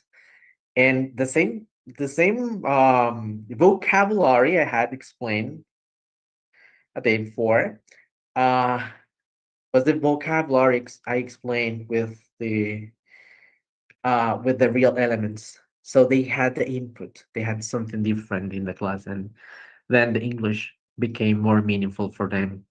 And the next day, I asked to my students, guys, do you remember what we did yesterday? Oh yes, teacher, we did pizza. That was delicious. That was amazing. Um, and they enjoyed pretty much the activity.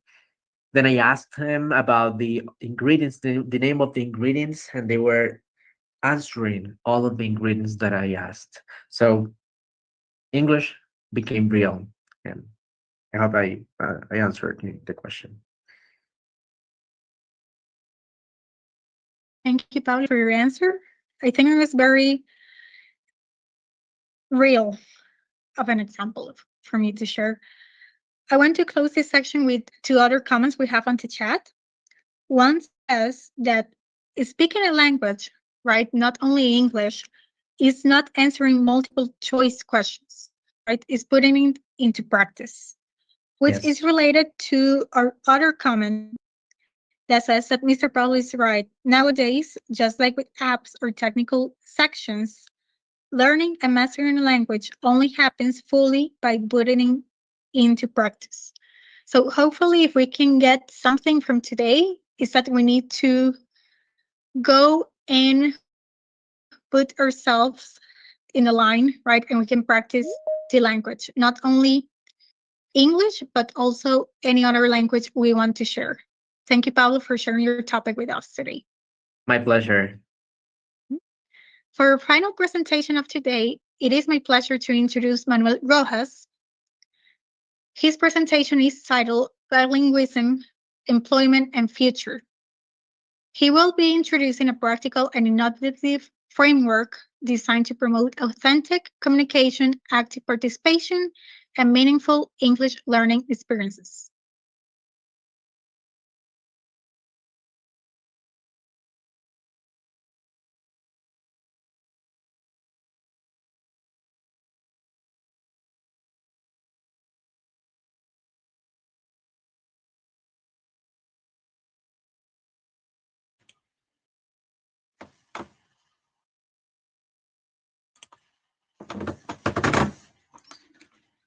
Good afternoon, everyone. I would like to start with a simple question today. What will help young people succeed in the future? I hope you guys can reflect on that, and if you have the chance to answer this question or think about it, please do it. Many people immediately think about perhaps technology, computers, or artificial intelligence. And yes, those things matter. But today, I would like to talk about another skill that is just as important, the ability to communicate with people from different parts of the world. And my message today is simple. Artificial intelligence can make us faster, but languages can help us go further. Next, please. Sometimes we talk about the future as if it is something that just happens. But the truth is that the future is built little by little, every day. The decisions we make today in education will shape the opportunities our students have tomorrow. When we help young people learn another language, we are not just teaching vocabulary, we are opening doors that may change their lives. Let's continue, please. Throughout history, people have created tools to make life easier. The first tools did not replace humans. They helped humans do more. The same happened with the wheel, with the telephone, with the computer, and the internet. Technology has always been a way to increase human potential. It is not about replacing people. It is about helping people do things they could not do before. Let's continue. Today, artificial intelligence is the newest and perhaps most powerful tool we have ever created. Why? Because it can help us write, learn, analyze information, and solve problems faster. But AI still needs people. It needs human creativity, human judgment, human values. So the question is not whether AI will replace us. The question is, how can we become better with the use of AI? Next. Today, you can speak into your phone and receive in almost instant translation. And this raises an interesting question. If technology can translate for us, why should we learn another language? At first, it sounds like a reasonable question, but when we look closely, we discover something important. Language is about much more than translating words. Next.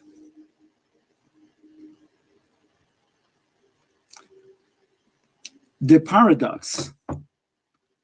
AI can translate words, but it cannot create trust.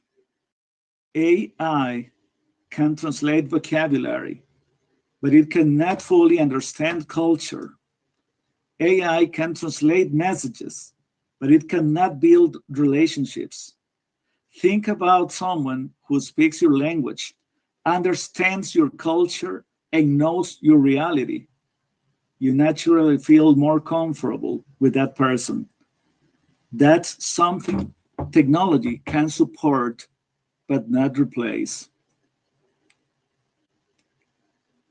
Continue. A few years ago, where you lived strongly affected where you work, today that has changed. Many people work remotely today. Companies hire talent from different countries every day. Distance is becoming less important, but language is becoming more important. Opportunities are global. Communication must also be global. Go ahead. Costa Rica has talented people, creative people, hardworking people. The challenge is that many still do not have the language skills needed to access global opportunities. The problem is not a lack of talent. The problem is access. When language becomes a barrier, opportunities remain out of reach. That is why bilingualism is not just an educational goal. It is an economic and social opportunity. Next. Technology is becoming incredibly good at handling information. But jobs are not only about information. Great leaders build confidence. Great innovators collaborate. Great professionals persuade and inspire. These things require more than words. They require human connection. And that is where people continue to make the difference. Go ahead. At the end of the day, people do business with people. People trust people. People follow people. Technology can support conversations, but relationships are built by humans. The strongest our communication skills are, the stronger our relationships can become. Next, when you make the effort to speak someone else's language, something special happens. You show respect, you show interest, you create a connection. People feel understood. And when people feel understood, trust grows. That is why language remains one of the most powerful tools for building relationships. And I believe we all agree on that. Next. Learning another language does much more than help us communicate. It helps us think differently. It challenges our brains. It teaches to adapt. It strengthens problem-solving skills. In a world that is changing rapidly, these are exactly the abilities we need. Let's continue. The jobs of the future will look different from the jobs of today. By the way, we don't know what's going to happen in 5 more years, what kind of jobs we're going to have. Workers in the future will collaborate with technology. They will work with people from different countries. They will need to learn continuously. In this environment, bilingualism is no longer just a nice extra skill. Increasingly, it's becoming a basic requirement. Next, I believe the future is not a competition between humans and machines. Instead, it is a partnership. Think of 3 levels. One person works alone, another works with AI, and communicate globally. Who will have more opportunities? Most likely, the third person. And that is the professional of the future, in my opinion. Let's continue. The policy for language promotion that we have in Costa Rica is about more than language learning. It's about creating opportunities. It's about helping Costa Ricans participate confidently in a connected world. The goal is not simply to teach grammar. The goal is to prepare people for the future. Next. Sometimes people worry that learning another language may weaken national identity. I believe the opposite is true. learning another language allows us to share Costa Rica with the world. I was a foreign exchange student long ago, and I had the opportunity to talk about my country, to explain, to tell them many things about this country that I love. And I think that my identity continue intact. We do not lose who we are. We expand our ability to tell our story. A bilingual Costa Rican is still fully Costa Rican, just with a larger audience. Next. Imagine three people. One speaks one language, one speaks two languages, one speaks two languages and knows how to use AI well. Which person will have access to more opportunities? The answer is probably obvious. The future belongs to people who combine human skills and technology. Not one or the other. And this is very important to take into consideration, both together. Next. AI can help us find information. It can suggest ideas. It can show us possibilities. But AI cannot decide what is important to us. It cannot choose our values. It cannot define our purpose. A map can show the road, but we still choose the destination. Next. Languages are not simply words and grammar.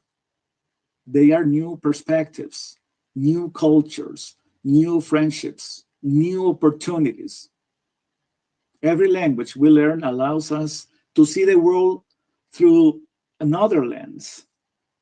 And that experience changes us for the better. Next. Let me leave you with one final thought.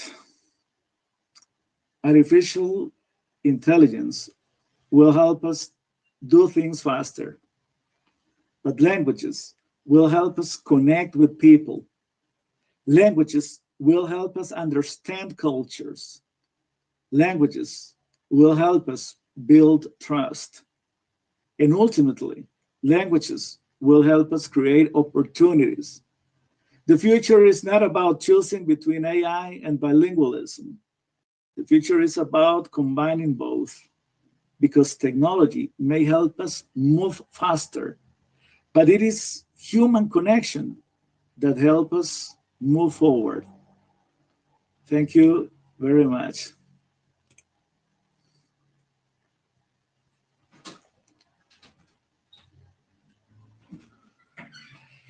Thank you, Manuel, for your presentation. It is a very nice project. Me, myself, I am very passionate about the topic of bilingualism. So thank you for sharing. We actually have a comment that says, being bilingual helps better understand the perspective of the other without compromising our own identity. And I think that was a summary of a presentation, right? We also have a question for you that says, how can we make our students understand that being bilingual is important for social and professional well-being now that they consider it too much as a burden than a benefit? Totally. In Costa Rica, with the policy for language promotion, we are trying to see this reality to our students. We want them to understand how important in many fields, learning a second language will improve the quality of life. So totally, part of our job is to make students understand this is important, this is for you, this will change the way you live today and will prepare you for the future. Thank you very much for that interesting question.